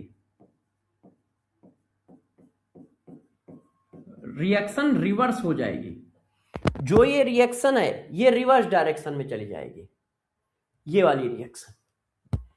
यदि इसकी एसिडिक हाइड्रोलिसिस करा दोगे, एक्सेस में पानी डाल दोगे, तो ये ऐसे वापस चला जाएगा, ऐसे जैसे आया है वैसे ही वापस चला जाएगा। इन जितने भी हैं सबकी जैसे आए हैं वैसे ही वापस चले जाएंगे। तो ये देखो बच्चों, आपका हो गया एडिशन एलिमिनेशन रिएक्शन। आपको मैंने 8 मॉलिक्यूल की रिएक्शन बता दी। टर्सरी अमीन रिएक्शन ही नहीं करता है, secondary amine primary amine reaction करते हैं। और आप यदि ध्यान दो तो ये टेस्ट ऑफ एमीन भी है, क्यों? हर एमीन अलग अलग प्रोडक्ट बना रहा है, इसलिए ये टेस्ट ऑफ एमीन में भी यूज कर सकते हो। देखो टर्सरी एमीन रिएक्शन नहीं कर रहा है, सेकेंडरी एमीन डबल बॉन्ड बना रहा है कार्बन कार्बन के बीच में, और प्राइमरी एमीन ये देखो एमाइन बना रहा है। तो हर एमीन अलग अलग रिएक्शन दे रहा है, चेक करो। टर्सरी कर नहीं रहा है, सेकेंडरी एल्कीन बना रहा है, और primary carbon double bond nitrogen बना रहा है ना। तो ये अलग अलग रिएक्शन हैं। तो यहां पर ये भी पूछा जा सकता है। हाँ गौतम बताओ भाई। बेटा रिवर्स कैसे होगा? इसी रिएक्शन को अब उल्टा लिखते चले जाओ, इसी रिएक्शन को आप उल्टा लिखते चले जाओ, यहां से ऐसे करते चले जाओ, ऐसे लिखते चले जाओ, बस अपोजिट। आपने ये लिखा, प्रोटॉन डाला, ये बना, फिर वाटर ने अटैक किया, ये बना, ठीक है, उल्टा हो रहा है। वाटर ने अटैक किया, ये बना, प्रोटॉन ट्रांसफर हुआ, ये आ गया, ठीक है। अब ये लीप कर गया, ऐसे लीप कर गया तो ये आ गया, लोन पेयर इधर आ गए तो ये आ गया, ठीक है, फिर प्रोटॉन निकल गया तो ये आ गया। मगर उसकी अपने को जरूरत नहीं है, हमें इसी रिएक्शन की जरूरत नहीं है। तो जब हमें इसी की मैकेनिज्म की जरूरत नहीं है तो रिवर्स वाली तो और इंपॉर्टेंट है, मतलब और वैसी है। हाँ जेई में जरूरत पड़ती है।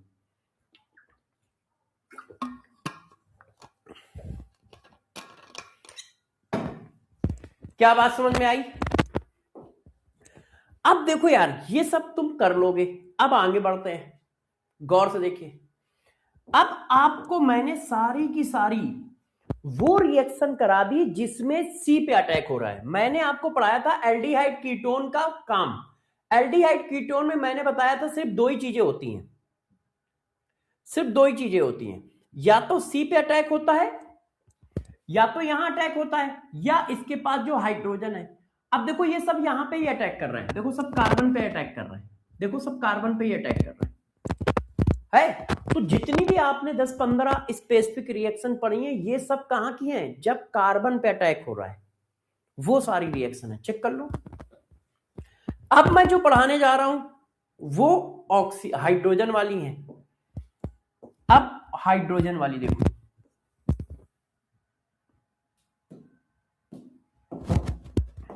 देखिए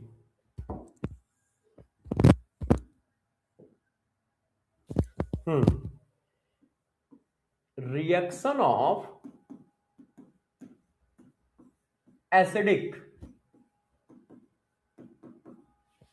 या एक्टिव,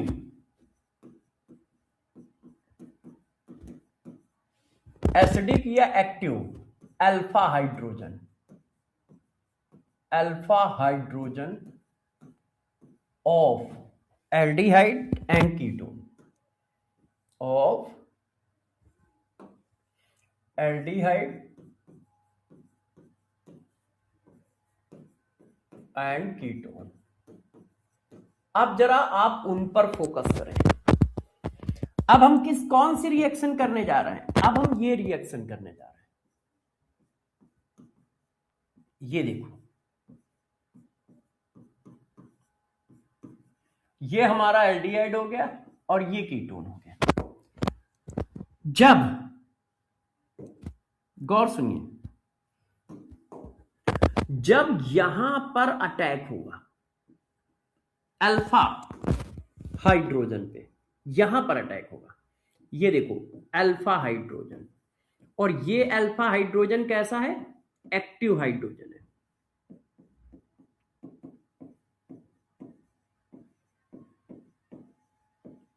ये देखो, ये हमारा कार्बोनाइल ग्रुप है,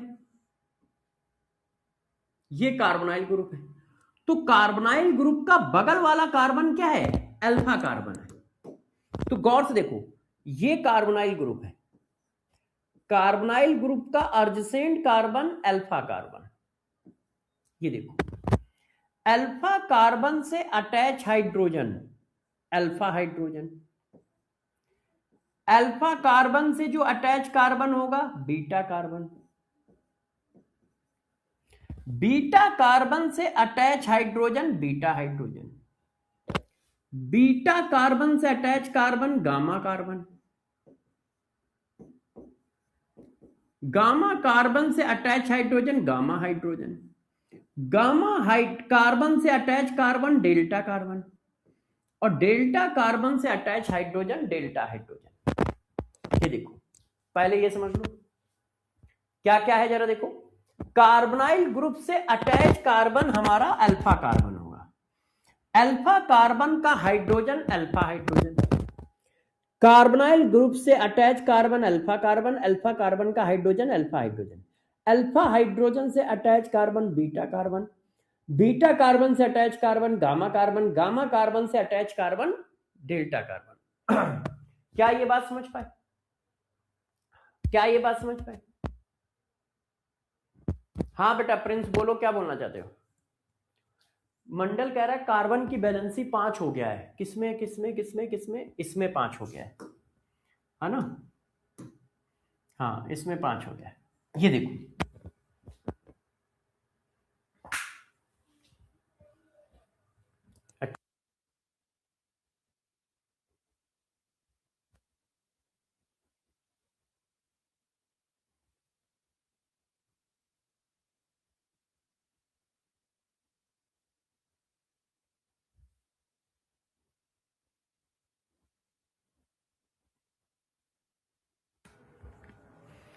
हाँ भाई बच्चों आप चेक करो,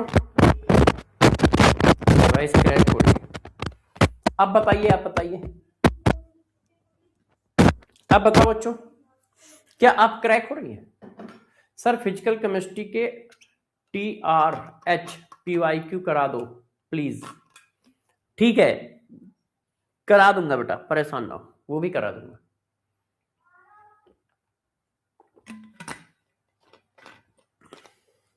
नहीं बेटा, जो मैकेनिज्म कहूं वो मैकेनिज्म याद करनी है, बाकी कोई मैकेनिज्म याद नहीं करनी है। जो मैकेनिज्म कहूं वो मैकेनिज्म याद करनी, बाकी कोई नहीं, ठीक है? अभी मैंने बताया कि इस मैकेनिज्म को आपको याद नहीं रखना है, तो नहीं रखना है। अच्छा अब बच्चों देखो जरा, अब बच्चों देखो मुझे इसमें क्या क्या पढ़ना पड़ेगा। इसमें आपको पढ़ना है aldol condensation, aldol, aldol condensation. अब एल्डोल कंडेंसेशन पढ़ाने से पहले कंडेंसेशन क्या होता है ये हेडिंग पढ़ा देता हूं। तो कोई बच्चा बता सकता है कि कंडेंसेशन का मतलब क्या होता है? तो कंडेंसेशन का मतलब होता है रिमूवल ऑफ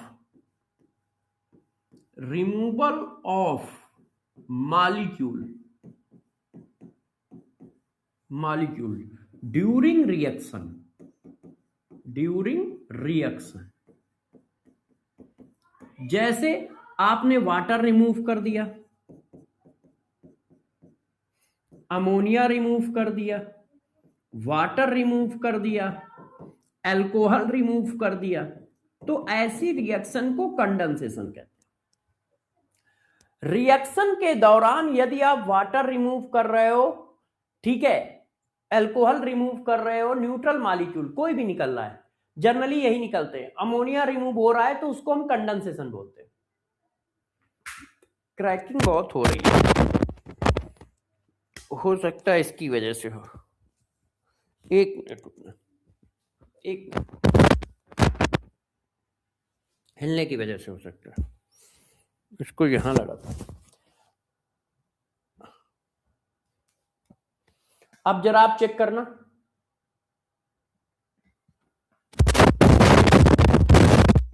अब जरा आप लोग चेक करो, आवाज आ रही है? चेक करो, मतलब अब क्रैक हो रही है? आप चेक करना जरा, क्रैक हो रही है? क्रैक हो रही है? हाँ सर, अभी भी हो रही है? ओफो, आज कुछ रहता फैल गया है।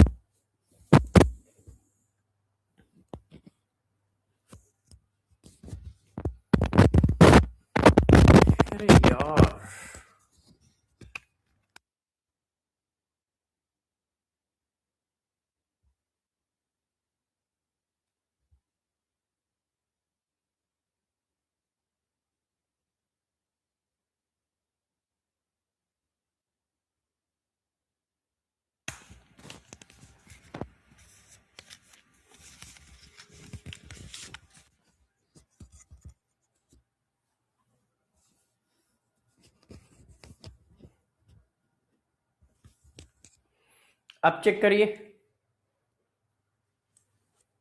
अब चेक करिए,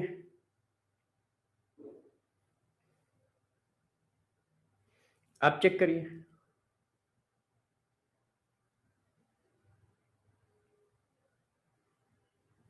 अब बेटर, चलो। अच्छा देखो, कंडेंसेशन का मतलब क्या है? Removal of molecule. जब कोई मॉलिक्यूल आप निकाल दो। अब देखो इसमें जो हमारे पास सबसे इंपॉर्टेंट रिएक्शन है वो है एल्डोल कंडेंसेशन। तो अब हम एल्डोल कंडेंसेशन पढ़ने जा रहे हैं। अब देखो एल्डोल कंडेंसेशन में क्या क्या बातें याद रखनी है और कैसी है। हम पढ़ने जा रहे हैं aldol condensation. Important name reaction है, इंपॉर्टेंट नेम रिएक्शन है। अब इसमें देखो होता क्या है एल्डोल कंडेंसेशन में, जरा देखो सबसे पहले बच्चों, सबसे पहले देखिए, जैसे आपने कोई एक एल्डिहाइड लिया, ये देखिए ऐसे एल्डिहाइड के मैंने दो मॉलिक्यूल लिए in presence of base, strong base. ये देखो बेस का डाइल्यूट सॉल्यूशन। तो क्या होता है, ये दो मॉलिक्यूल आपस में कंबाइन करके ये बनाते हैं। ऐसे कैसे बनाते हैं ये सब अभी पढ़ाऊंगा, कोई बच्चा परेशान ना हो, है ना, कि सर कैसे बना दिया। ठीक है, तो इसलिए टेंशन ना लें। ऐसे इसको बोलते हैं एल मतलब OH, डोल। एल किसका सफिक्स होता है? एल्डिहाइड का। और डोल किसका होता है? OH किसका होता है? इसका। इसलिए इसको एल्डोल बोलते हैं। अब क्या होता है, वाटर निकल जाता है। अब वाटर निकल जाता है, ये देखो ऐसे। ये सब कैसे होता है, ये सारी बातें आपको समझा। ये देखिए अल्फा और बीटा कार्बन से वाटर का रिमूवल हो जाता है, तो इसी को कहते हैं कंडेंसेशन। ये प्रोसेस कंडेंसेशन है। एल्डोल, एल्डोल का कंडेंसेशन, एल्डोल, एल्डोल का कंडेंसेशन। यदि आप वाटर रिमूव नहीं कर रहे हो, इसका मतलब आप कंडेंसेशन नहीं कर रहे हो, सिर्फ एल्डोल कर रहे हो। सिर्फ एल्डोल है, वो कंडेंसेशन नहीं है। कंडेंसेशन तब है जब आप वाटर को रिमूव कर रहे हो। ये देखो ऐसे,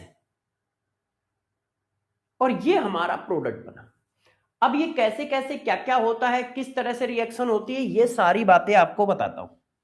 तो सबसे पहले कंडीशन देखो कि एल्डोल की कंडीशन क्या है, कब एल्डोल कंडेंसेशन होगा। तो जरा देखो, पहली कंडीशन, ये रिएक्शन सभी मॉलिक्यूल नहीं देते हैं। क्यों? क्योंकि ये हाइड्रोजन इन्वॉल्व होता है। रिएक्शन में कौन इन्वॉल्व है? ये हाइड्रोजन, ये हाइड्रोजन इन्वॉल्व है। आप चाहो तो मैं पहले रिएक्शन मैकेनिज्म करा देता हूं, जैसे ये बात आपको समझ में आ जाएगी। तो अब मैं इसकी मैकेनिज्म कराता हूं, फिर वो बताऊंगा। ठीक है, देखो ये हमारा एल्डिहाइड है ऐसे। अब मैंने इस पे डाला बेस ऐसे। अब यार ये बेस है, अब बेस है, ये हाइड्रोजन हमारा एसिड है, तो एसिड बेस रिएक्शन हो गई। एसिड बेस रिएक्शन हुई तो ये बना, ये देखो ऐसे। ये हमारी एसिड बेस रिएक्शन हुई है, ये बेस और ये है एसिडिक हाइड्रोजन हमारा। तो एसिड बेस रिएक्शन हुई, ये बना, इसको बोलते हैं इनोलेट आयन, इनोलेट आयन। ये देखो, सॉरी ये नहीं बोला जाता है। अब इसकी देखो, अब इस पे रेजोनेंस है, लोन पेयर सिंगल डबल, तो ये रेजोनेंस में चला गया ऐसे, और ये बन गया। इसको बोलते हैं इनोलेट आयन। अब आप देखो दोनों में ज्यादा स्टेबल कौन है। देखो octet complete, octet complete, check करो सबके ऑक्टेट कंप्लीट है। इसका भी ऑक्टेट कंप्लीट, इसका भी ऑक्टेट कंप्लीट। कार्बन पे निगेटिव, ऑक्सीजन पे negative, resonance minus single double, minus single double. दोनों के ऑक्टेट कंप्लीट है, दोनों पे सेम रेजोनेंस है, minus single double minus single double, मगर कार्बन पे निगेटिव चार्ज, ऑक्सीजन पे निगेटिव चार्ज, तो ऑक्सीजन पे निगेटिव ज्यादा स्टेबल है इन कंपेयर टू कार्बन पे निगेटिव। इस वजह से यदि स्टेबिलिटी की बात की जाए तो ये वाला कम स्टेबल है और ये वाला ज्यादा स्टेबल है, इसलिए हम इसको दिखाते हैं। ये देखो स्टेबिलिटी की बात की जाए, क्यों? रेजोनेंस सेम है, दोनों के ऑक्टेट कंप्लीट है, मगर यहां O पे निगेटिव है, इलेक्ट्रोनिगेटिव पे निगेटिव चार्ज स्टेबल होता है, इलेक्ट्रोनिगेटिव पे निगेटिव चार्ज स्टेबल होता है, इसलिए वो ज्यादा स्टेबल है। अच्छा, अब ये जो बना है, ये इसको इनुलेट आयन कहते हैं। ये जो बना है, ये देखो, ये स्ट्रॉन्ग न्यूक्लियोफाइल है और साथ में स्ट्रॉन्ग बेस भी है, मगर ये बेस की तरह रिएक्ट नहीं कर सकता है। क्यों? क्योंकि बल्कि है, अटैक नहीं कर पाएगा इजीली, है ना।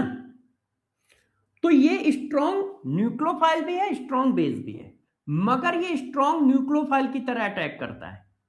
अब स्ट्रॉन्ग न्यूक्लियोफाइल की तरह कहां अटैक करेगा? तो जब ये स्ट्रॉन्ग न्यूक्लियोफाइल है तो कहां अटैक करेगा? इस जगह पे। तो अब दूसरे स्टेप में देखो क्या होता है। ये दूसरा मॉलिक्यूल है, एक मॉलिक्यूल ने न्यूक्लियोफाइल जनरेट कर दिया। अब ये जो है, ये हमारा न्यूक्लियोफाइल हो गया।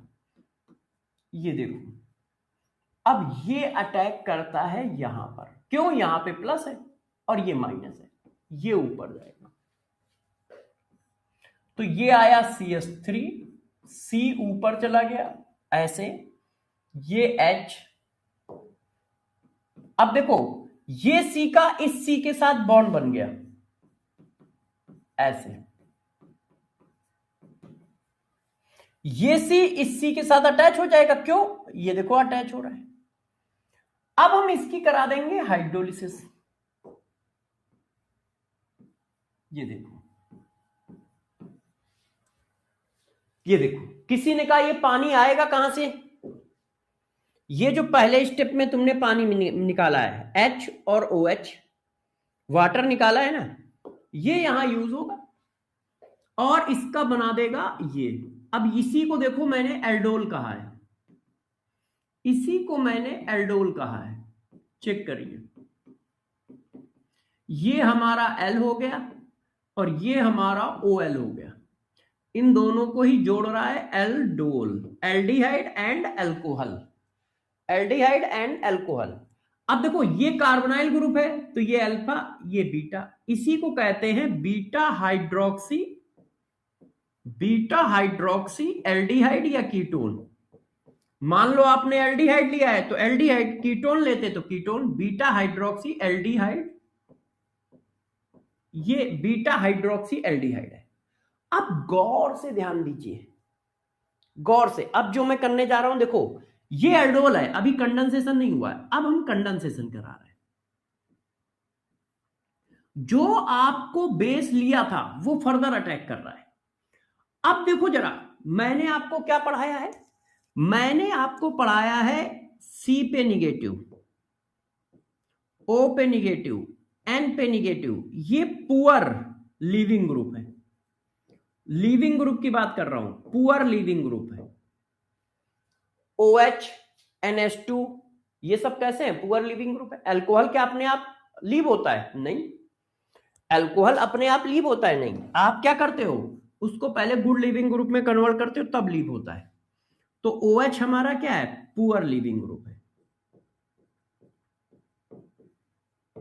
अच्छा, O निगेटिव, OH निगेटिव हमारा क्या है? स्ट्रॉन्ग बेस है। यदि थोड़ा बहुत याद आ रहा हो तो यहां पर एक गेम होने वाला है। आपको मैंने पढ़ाया था एल्कीन में E1CB रिएक्शन। E1CB रिएक्शन की कंडीशन थी पुअर लीविंग ग्रुप और स्ट्रॉन्ग बेस। वो यहां पे आपको दिख गया, ये पुअर लीविंग ग्रुप है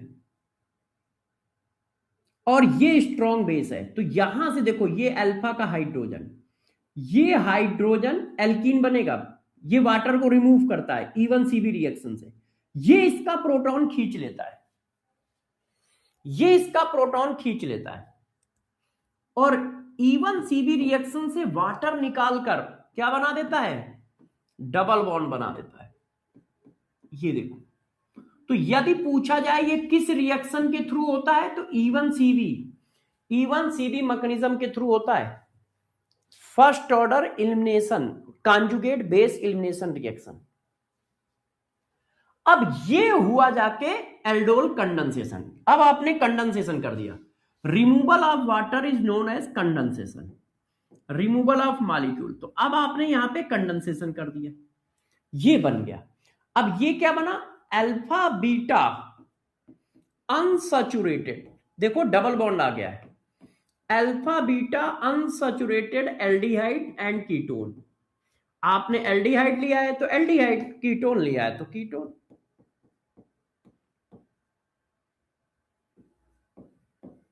जब कीटोन लोगे तो ये, क्यों, ये कार्बोनाइल ग्रुप, ये alpha beta unsaturated aldehyde and ketone, इसका नाम होता है क्रोटोनो एल्डिहाइड।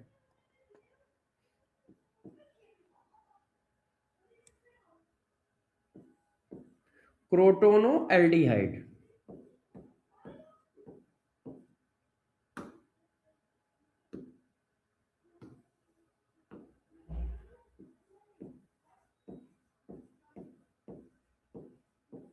ये इसका कॉमन नेम है जब एसिटल्डिहाइड लेते हो। तो ये तो इसकी मैकेनिज्म थी। तो क्या हमें मैकेनिज्म करनी होती है, क्या हमें मैकेनिज्म करनी होती है? अच्छा हाँ, एक बच्चे ने अच्छा पूछा, उसने कहा सर E1CB में तो लेस सब्स्टिट्यूटेड कार्बन से हाइड्रोजन निकलता था, याद है सबको?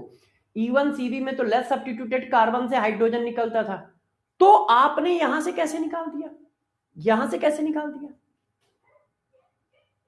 यहां से कैसे निकाल दिया? तो गौर सुनो, ये जो H निकलेगा तो यहां माइनस आएगा, ये कॉन्जुगेशन की वजह से स्टेबल होगा। भाई हम लेस सब्स्टिट्यूटेड कार्बन से इसलिए निकालते थे कि निगेटिव आयन जो होता है प्राइमरी वाला ज्यादा स्टेबल होता है, प्राइमरी वाला ज्यादा स्टेबल होता है, फिर सेकेंडरी, फिर टर्सरी, टर्सरी वाला अनस्टेबल होता है, इसलिए हम लेस सब्स्टिट्यूटेड कार्बन से निगेटिव बनाते थे। मगर यहां पर जो निगेटिव बनेगा वो रेजोनेंस में होगा, माइनस सिंगल डबल, इसलिए यहां से निकल रहा है। भाई बच्चे का कहना है कि सर आप जब प्रोटॉन खींचोगे तो ये आएगा,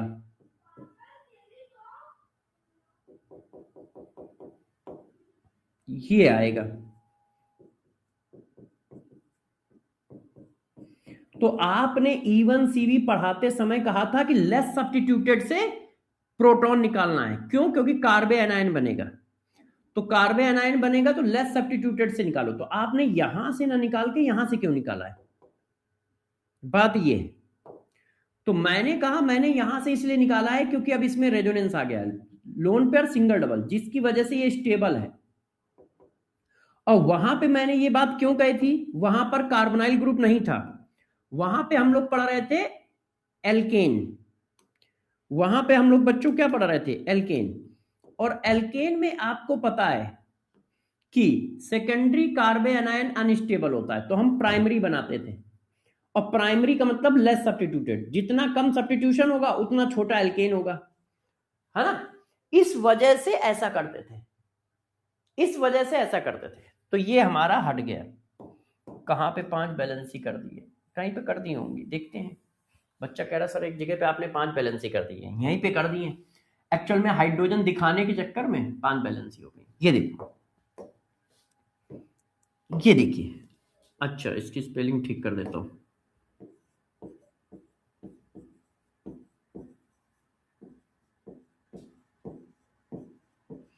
अब क्या आप इतना रायता फैलाओगे? क्या इस रिएक्शन में कार्बोकटायन बना है? नहीं। तो इसकी मैकेनिज्म याद रखने की कोई जरूरत नहीं है। अब इसका शॉर्टकट मैं बता रहा हूं, इसकी मैकेनिज्म याद रखने की कोई जरूरत नहीं है, आपको इसका शॉर्टकट सीख लेना है बस।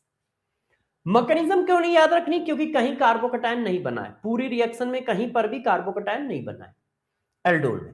तो दो मॉलिक्यूल आपस में किस तरह से ऐड होते हैं ये मैं सिखाता हूं। देखो,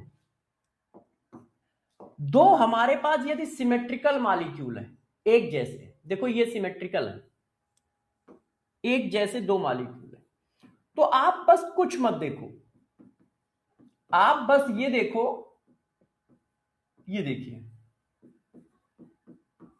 ये एल्डिहाइड है। अब आपको करना कैसे है जरा गौर से समझिए सब लोग। आपको कैसे करना है, बस कुछ नहीं देखना है। देखो ये प्लस माइनस, ये तो हम बचपन से करते आ रहे हैं, कार्बोनाइल ग्रुप में प्लस माइनस तो बचपन से करते आ रहे हो। हाँ बोलो ना यार, हाँ।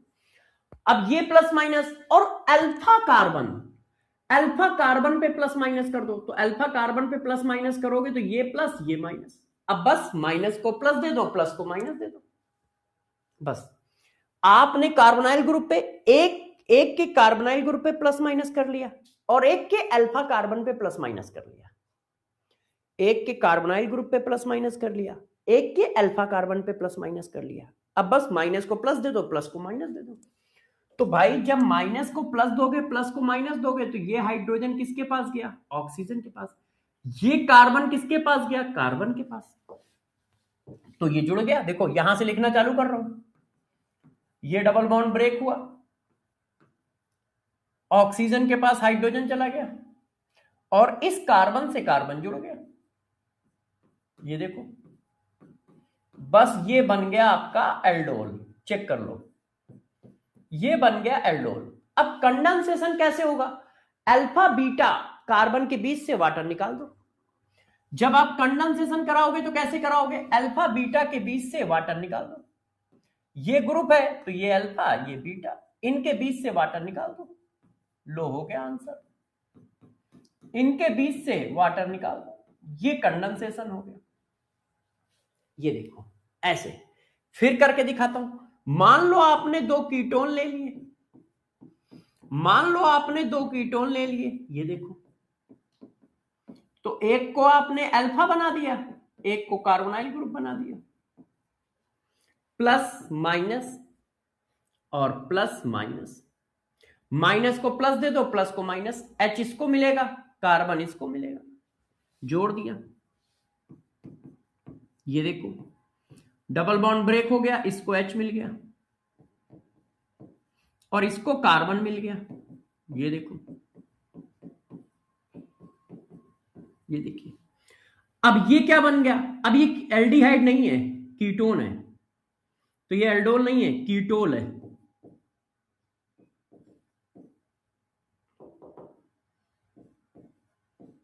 भाई ये कीटो ग्रुप है ना। अब अल्फा बीटा से वाटर निकाल दो, कंडेंसेशन हो गया। अल्फा बीटा से वाटर निकाल दो, कंडेंसेशन हो गया। ये देखो, अल्फा बीटा से वाटर निकाल दो, कंडेंसेशन हो गया। तो हमें बस यही करना है, कार्बोनाइल ग्रुप पे प्लस माइनस करना है और अल्फा कार्बन पे प्लस माइनस करना है और बस निकाल देना है। ये देखिए, देखो आप, अब जैसे मान लो ये दिया हो, गौर से देखिए सारे बच्चे, ये एसिटल्डिहाइड है, प्रोपेनल्डिहाइड। अब ये भी प्रोपेनल्डिहाइड है, ये भी प्रोपेनल्डिहाइड है। अब उसने कहा एल्डोल करो, तो आपको क्या करना है, एक को क्या करना है बच्चों, एक को आपने प्लस माइनस कर दिया कार्बोनाइल ग्रुप को, एक अल्फा कार्बन को प्लस माइनस करो। ये अल्फा कार्बन है, प्लस माइनस, माइनस प्लस के पास, माइनस प्लस के पास, तो ये माइनस है तो इसके पास हाइड्रोजन, इसके पास कार्बन, जोड़ दो, जोड़ दो। ये देखो आपका एल्डोल आ गया। अब गौर समझना, गौर समझिए। अब यहां से ये जुड़ेगा कार्बन से कार्बन, ठीक है। तो आप लोगों को जरा अच्छे से ध्यान देना है कि जुड़ेगा कैसे। ये देखो,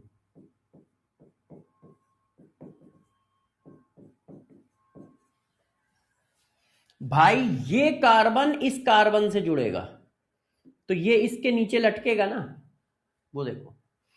अब कंडेंसेशन करना है तो बस कर दो, अल्फा ये कार्बोनाइल ग्रुप है, ये अल्फा ये बीटा, इनके बीच से वाटर निकाल दो।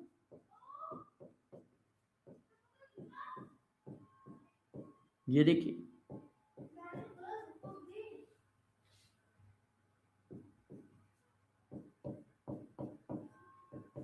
ये आ गया। क्या ये बात सब लोग समझ पाए कैसे करना है? ट्रिक क्या है?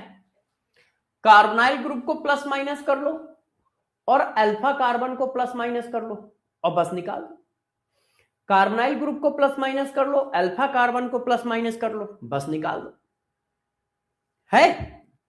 अब एक एक करके जरा समझना, अभी खत्म नहीं हुए। अब कब एल्डोल होगी कब नहीं होगी, तो देखो जरा, अब पॉइंटर समझो। सबसे पहले कंडीशन, ये मैकेनिज्म कब होती है कब नहीं होती है। तो पहली कंडीशन, हमारे पास डाइल्यूट बेस होना चाहिए, डाइल्यूट बेस। जैसे डाइल्यूट NaOH, स्ट्रॉन्ग बेस होना चाहिए dilute KOH।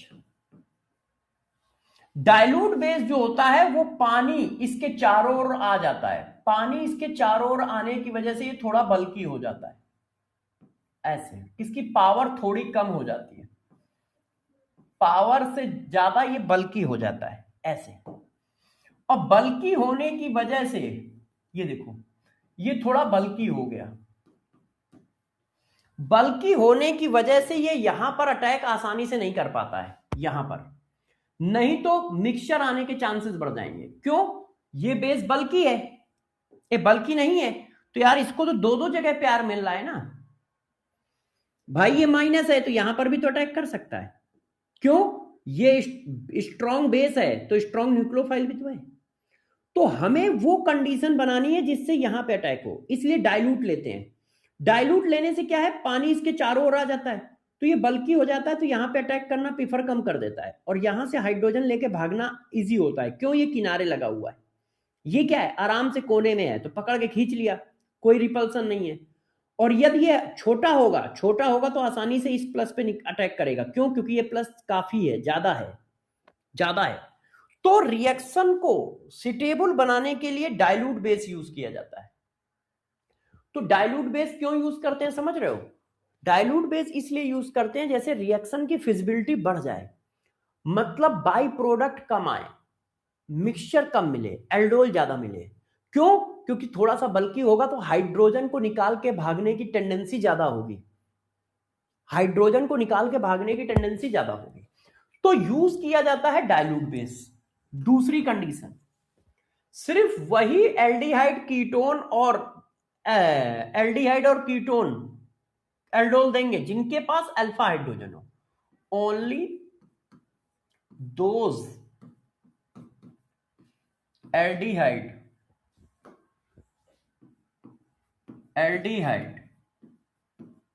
and ketone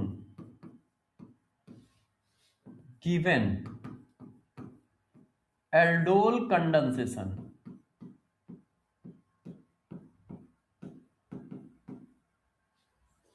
reaction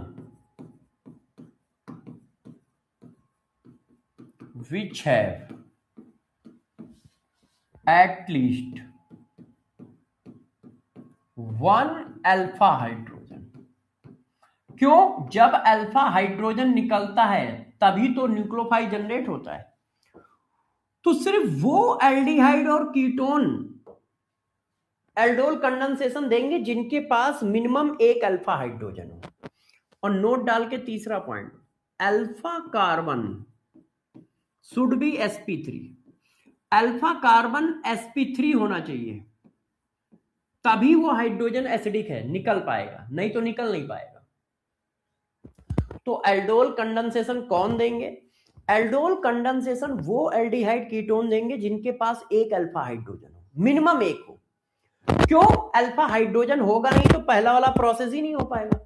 पहले वाले प्रोसेस में किसकी रिक्वायरमेंट है? अल्फा हाइड्रोजन की। ये अल्फा है ना, अब अल्फा हाइड्रोजन है नहीं तो पहला वाला स्टेप होगा ही नहीं, और पहला नहीं होगा तो दूसरा कैसे आएगा? क्योंकि दूसरे में इसको अटैक करना है। तो यदि अल्फा हाइड्रोजन नहीं है तो वो एल्डोल नहीं देगा। जैसे मैं पूछूं क्या फॉर्मेल्डिहाइड देगा, तो फॉर्मेल्डिहाइड के पास क्या अल्फा हाइड्रोजन है? नहीं, अल्फा कार्बन ही नहीं है तो अल्फा हाइड्रोजन कैसे होगा? क्या बेंजल्डिहाइड देगा? बेंजल्डिहाइड के पास अल्फा कार्बन है, अल्फा हाइड्रोजन है? नहीं। क्यों? देखो 4 वैलेंसी कंप्लीट है, चेक करो, 1 2 3 4, इसके पास हाइड्रोजन है ही नहीं। कार्बोनाइल ग्रुप का एडजेसेंट कार्बन अल्फा कार्बन के पास अल्फा हाइड्रोजन नहीं है, तो बेंजल्डिहाइड एल्डोल कंडेंसेशन नहीं देगा। क्या क्लोरल देगा? CCl3CHO, ये नहीं। क्यों? इसके पास भी अल्फा हाइड्रोजन नहीं है। क्लोरल देखो क्या अल्फा हाइड्रोजन है, इसका फिगर ये है, चेक करो, अल्फा हाइड्रोजन है? नहीं। ऐसे एल्डिहाइड कीटोन एल्डोल कंडेंसेशन देंगे जिनके पास मिनिमम एक अल्फा हाइड्रोजन है। इसके पास अल्फा हाइड्रोजन है? नहीं। इसके पास अल्फा हाइड्रोजन है? नहीं। इसके पास अल्फा हाइड्रोजन है? नहीं। तो ये एल्डोल कंडेंसेशन रिएक्शन नहीं शो कर सकते। फॉर्मेल्डिहाइड नहीं शो कर सकता, बेंजल्डिहाइड नहीं शो कर सकता। ये देखो, ध्यान रखिए, क्या ये शो कर सकता है? देखो एसिटोफिनोन,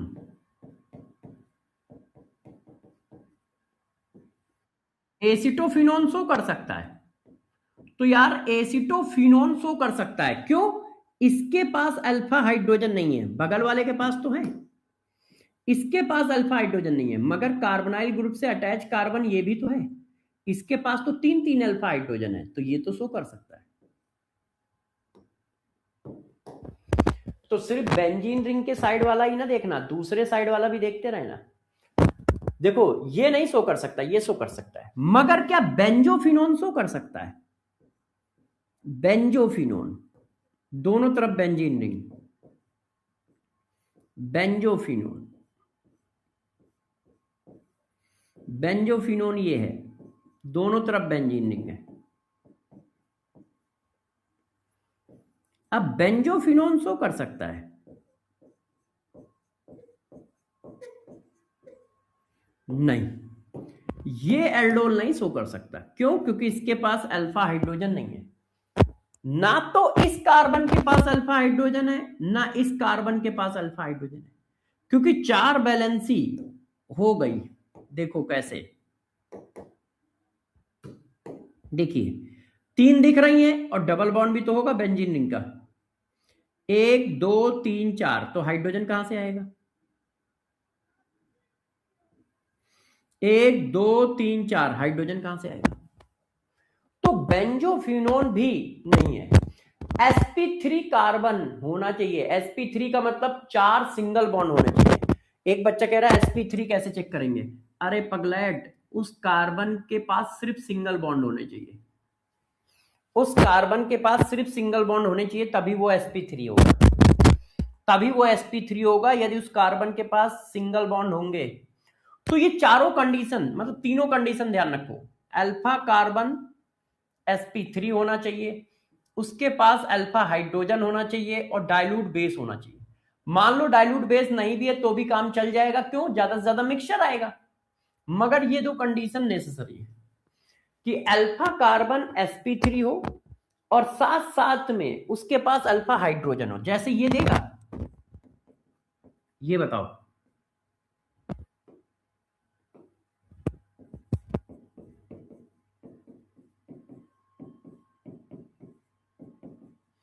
ये देगा? नहीं, अल्फा कार्बन है, अल्फा हाइड्रोजन भी है, मगर ये sp3 नहीं है, डबल बॉन्ड लगा है। अल्फा कार्बन जो है वो sp2 है, तो ये एल्डोल नहीं देगा,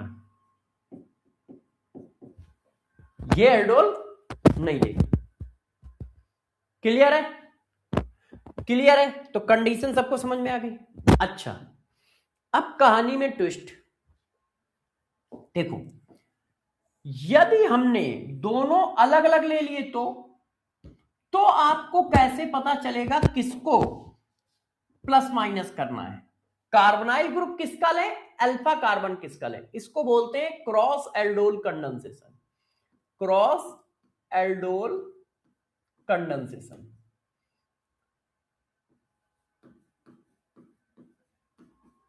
क्रॉस एल्डोल कंडेंसेशन कब बोली जाती है,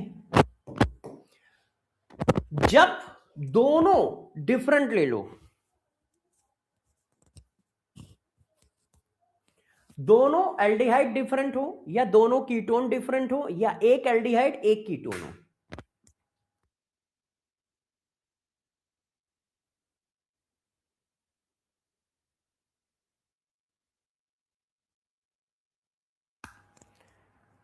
हाँ भाई,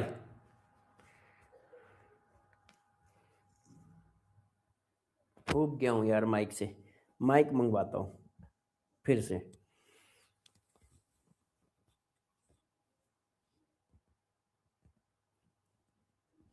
अच्छा, आज बहुत पढ़ा दिया क्या, बच्चा कह रहा सर आज तो लिखने में पेन होने लगा। अच्छा अब देखो, एक मिनट बच्चों, अब क्रॉस एल्डोल कब होता है, जब दो डिफरेंट एल्डिहाइड लो, दो डिफरेंट एल्डिहाइड, दोनों डिफरेंट एल्डिहाइड ले लो या दो डिफरेंट कीटोन ले लो, सेम ना लेके डिफरेंट ले लो, या फिर एक एल्डिहाइड एक कीटोन ले लो, एक एलिफैटिक एल्डिहाइड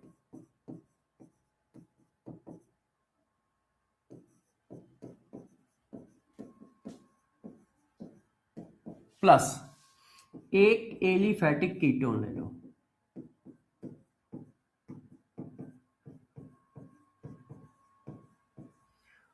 तो इसको क्रॉस एल्डोल बोलते हैं, मगर हमारी समस्या क्रॉस एल्डोल नहीं है, हमारी समस्या यह है कि जब दो डिफरेंट होंगे तो किसको कार्बोनाइल बनाए, क्यों, क्योंकि वहां मिक्सचर आने लगेगा ना प्रोडक्ट में। तो मेजर किसके रिस्पेक्ट में आएगा, देखो ये एस्टल्डिहाइड लिया, अब ये हमने ये लिया, ये देखो, अब आपने डाल दिया डाइल्यूट बेस, अब ये कार्बोनाइल ग्रुप, ये अल्फा हाइड्रोजन तो अलग प्रोडक्ट आएगा, ये कार्बोनाइल ग्रुप और इसका अल्फा हाइड्रोजन तो अलग प्रोडक्ट आएगा। तो किसका कार्बोनाइल ग्रुप माना जाए, किसका अल्फा हाइड्रोजन माना जाए, किसका कार्बोनाइल ग्रुप माना जाए, किसका अल्फा हाइड्रोजन माना जाए, बस बेटा छुट्टी कर रहा हूं, ये बताओ। तो सबसे पहली बात आप देखो, किसका कार्बोनाइल ग्रुप और किसका अल्फा हाइड्रोजन मानोगे, ये बताओ, ये बताइए, तो गौर से सुनिएगा। इसका मेन पॉइंट होता है ये रिएक्शन। देखो आपको अल्फा हाइड्रोजन निकालना है, तो अल्फा हाइड्रोजन जितना ज्यादा एसिडिक होगा उतनी तेजी से रिएक्शन होगी। तो ये रिएक्शन आरडीएस है, और ये किस पे डिपेंड कर रही है, इस पर कि इसका माइनस चार्ज कितना ज्यादा स्टेबल है, इसका माइनस चार्ज कितना ज्यादा स्टेबल है। क्यों, जितना ज्यादा स्टेबल होगा उतनी तेजी से प्रोटॉन निकलेगा, अब प्रोटॉन निकलेगा तो हमारा क्या आ गया, कार्बोनाइल आयन आ गया। आज टाइम कितना बचा है, क्योंकि इसको पढ़ाने में 15-20 मिनट लगेंगे, क्योंकि इसमें बहुत सारी चीजें, पॉसिबल प्रोडक्ट आएंगे, पॉसिबल प्रोडक्ट में वो भी होगा, टोटल पॉसिबल प्रोडक्ट भी पूछेगा, फिर आइसोमर ऑप्टिकल आइसोमरिज्म भी आएगी इसमें। तो या तो इस जगह से कल उठाते हैं, आज हम लोग इसी जगह पे रहते हैं। इसमें और बता देता हूं, जब एल्डोल बनेगा तो एल्डोल एल्डोल ऑप्टिकल आइसोमरिज्म भी शो कर सकता है, जैसे ये देखो HCH3OH है, तो वो ये भी पूछ सकता है कि कितने पॉसिबल प्रोडक्ट हैं, तुम कहोगे एक, कायरल कार्बन कितने हैं, एक, तो दो पॉसिबल प्रोडक्ट हैं, तो वो पूछ सकता है कितने एल्डोल फॉर्म होंगे इंक्लूडिंग स्टीरियो आइसोमर, तो इसमें कायरल कार्बन भी बनेंगे, है ना। देखो यहां भी, ये देखो ये वाला कायरल कार्बन है, तो इस तरह के क्वेश्चन वो पूछ सकता है। तो ये उस तरह के क्वेश्चन यहां भी पूछेगा, तो इसको मैं कल पढ़ाता हूं, आज मैं इस पर एक क्वेश्चन दे देता हूं आपको। देखो जैसे क्वेश्चन बनाया, अब आप सब लोग बनाइएगा। देखो मैं एक क्वेश्चन दे रहा हूं, दो प्रोपेनल्डिहाइड के मॉलिक्यूल है, ये देखिए, इसकी रिएक्शन मैंने बेस से करा दी और प्रोडक्ट बन गया, ये देखो, ठीक है, ये प्रोडक्ट बना। अब मैंने पूछा, देखो कंडेंसेशन नहीं हुआ है, तो अब मैंने पूछा पहला question, how many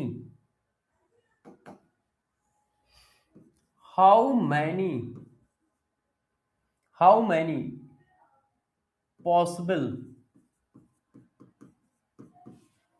product form including stereo isomers, और ये बना है एल्डोल। बताओ भाई सब लोग, ऑप्शन 2, 3, 4, 1, बताइए। हाँ बताओ, बस ये क्वेश्चन करा के छोड़ दे रहा हूं। अब वो पूछ रहा है कितने प्रोडक्ट बनेंगे इंक्लूडिंग स्टीरियो आइसोमर। तो देखो बच्चों, आपको पहले प्रोडक्ट बनाना है। प्रोडक्ट कैसे बनेगा, सिमेट्री है ना, तो एक को आपने क्या कर लिया, प्लस माइनस, एक पे कार्बोनाइल ग्रुप पे प्लस माइनस कर लिया और एक पे अल्फा हाइड्रोजन पे प्लस माइनस कर लिया, ये देखो। अब माइनस प्लस पे जोड़ दो, तो भाई ऑक्सीजन को मिल गया क्या, हाइड्रोजन, कार्बन को ये वाला कार्बन मिल गया, ये देखो ऐसे, इस कार्बन से CH3 अटैच है और ये वाला कार्बन ये। अब देखो कितने कायरल कार्बन है, ये कायरल नहीं है, ये कायरल नहीं है, ये कायरल है, चेक करो, एक बैलेंसी H, एक बैलेंसी OH, एक बैलेंसी पे ये पूरा लगा, एक बैलेंसी पे ये पूरा लगा। अब ये वाला कार्बन चेक करो, H, CHO, CH3 और ये पूरा, तो दो कायरल कार्बन है। और दो कायरल कार्बन, मॉलिक्यूल कैसा है, अनसिमेट्रिकल। क्या मॉलिक्यूल सिमेट्रिकल है, अनसिमेट्रिकल है, एक जैसा नहीं है। तो दो कायरल कार्बन है तो 2 की पावर n, 4 पॉसिबल प्रोडक्ट मिलेंगे। मॉलिक्यूल कैसा है, अनसिमेट्रिकल। मॉलिक्यूल अनसिमेट्रिकल है तो total number of stereo isomer कितने होते हैं, 2 की पावर n, पढ़ाया है याद हो तो। मॉलिक्यूल अनसिमेट्रिकल है, total number of stereo isomer 2 की पावर n, और कायरल कार्बन कितने हैं, 2, तो 4 प्रोडक्ट आए, 4 प्रोडक्ट आए, ये देखो। तो एक तो तुमसे प्रोडक्ट पूछ सकता है कि सेलेक्ट करेक्ट प्रोडक्ट, एक तुमसे ये पूछ सकता है कि भाई इसके कितने आइसोमर बनेंगे इंक्लूडिंग स्टीरियो आइसोमर। तो स्टीरियो आइसोमर इंक्लूड करेगा तो कायरल कार्बन काउंट करने पड़ेंगे, ठीक है, बात समझ पा रहे हो। दो कायरल कार्बन है, 4 प्रोडक्ट आएंगे, 2 की पावर n होता है ना, अनसिमेट्रिकल है, एक जैसा तो है नहीं, अनसिमेट्रिकल मॉलिक्यूल है। अनसिमेट्रिकल मॉलिक्यूल में किसी भी तरह की plane of symmetry, axis of symmetry मिलेगी नहीं, क्लियर है।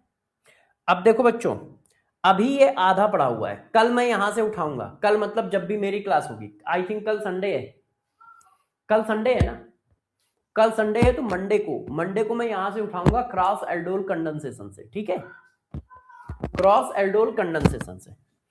अब मैं जो आपको ये सीट दूंगा, ये सीट करके आइएगा, इस सीट को सारे बच्चे करके आएंगे, ठीक है। हाँ वो आज सैटरडे है ना, आज स्कूल ऑफ है, तो यहीं पे बॉल काटे पड़े हैं, खेल रहे हैं, हाँ हाँ लड़ रहे हैं, खेल रहे हैं लड़के। चलो बाय बाय, अपना ध्यान रखिए, पढ़ाई करते रहिए। आज शाम को 4 बजे मिलके इलेक्ट्रोकेमिस्ट्री खत्म करूंगा, तो सारे बच्चे इलेक्ट्रोकेमिस्ट्री में रहेंगे, वहां पे फराडे लॉ पढ़ाना है, ठीक है।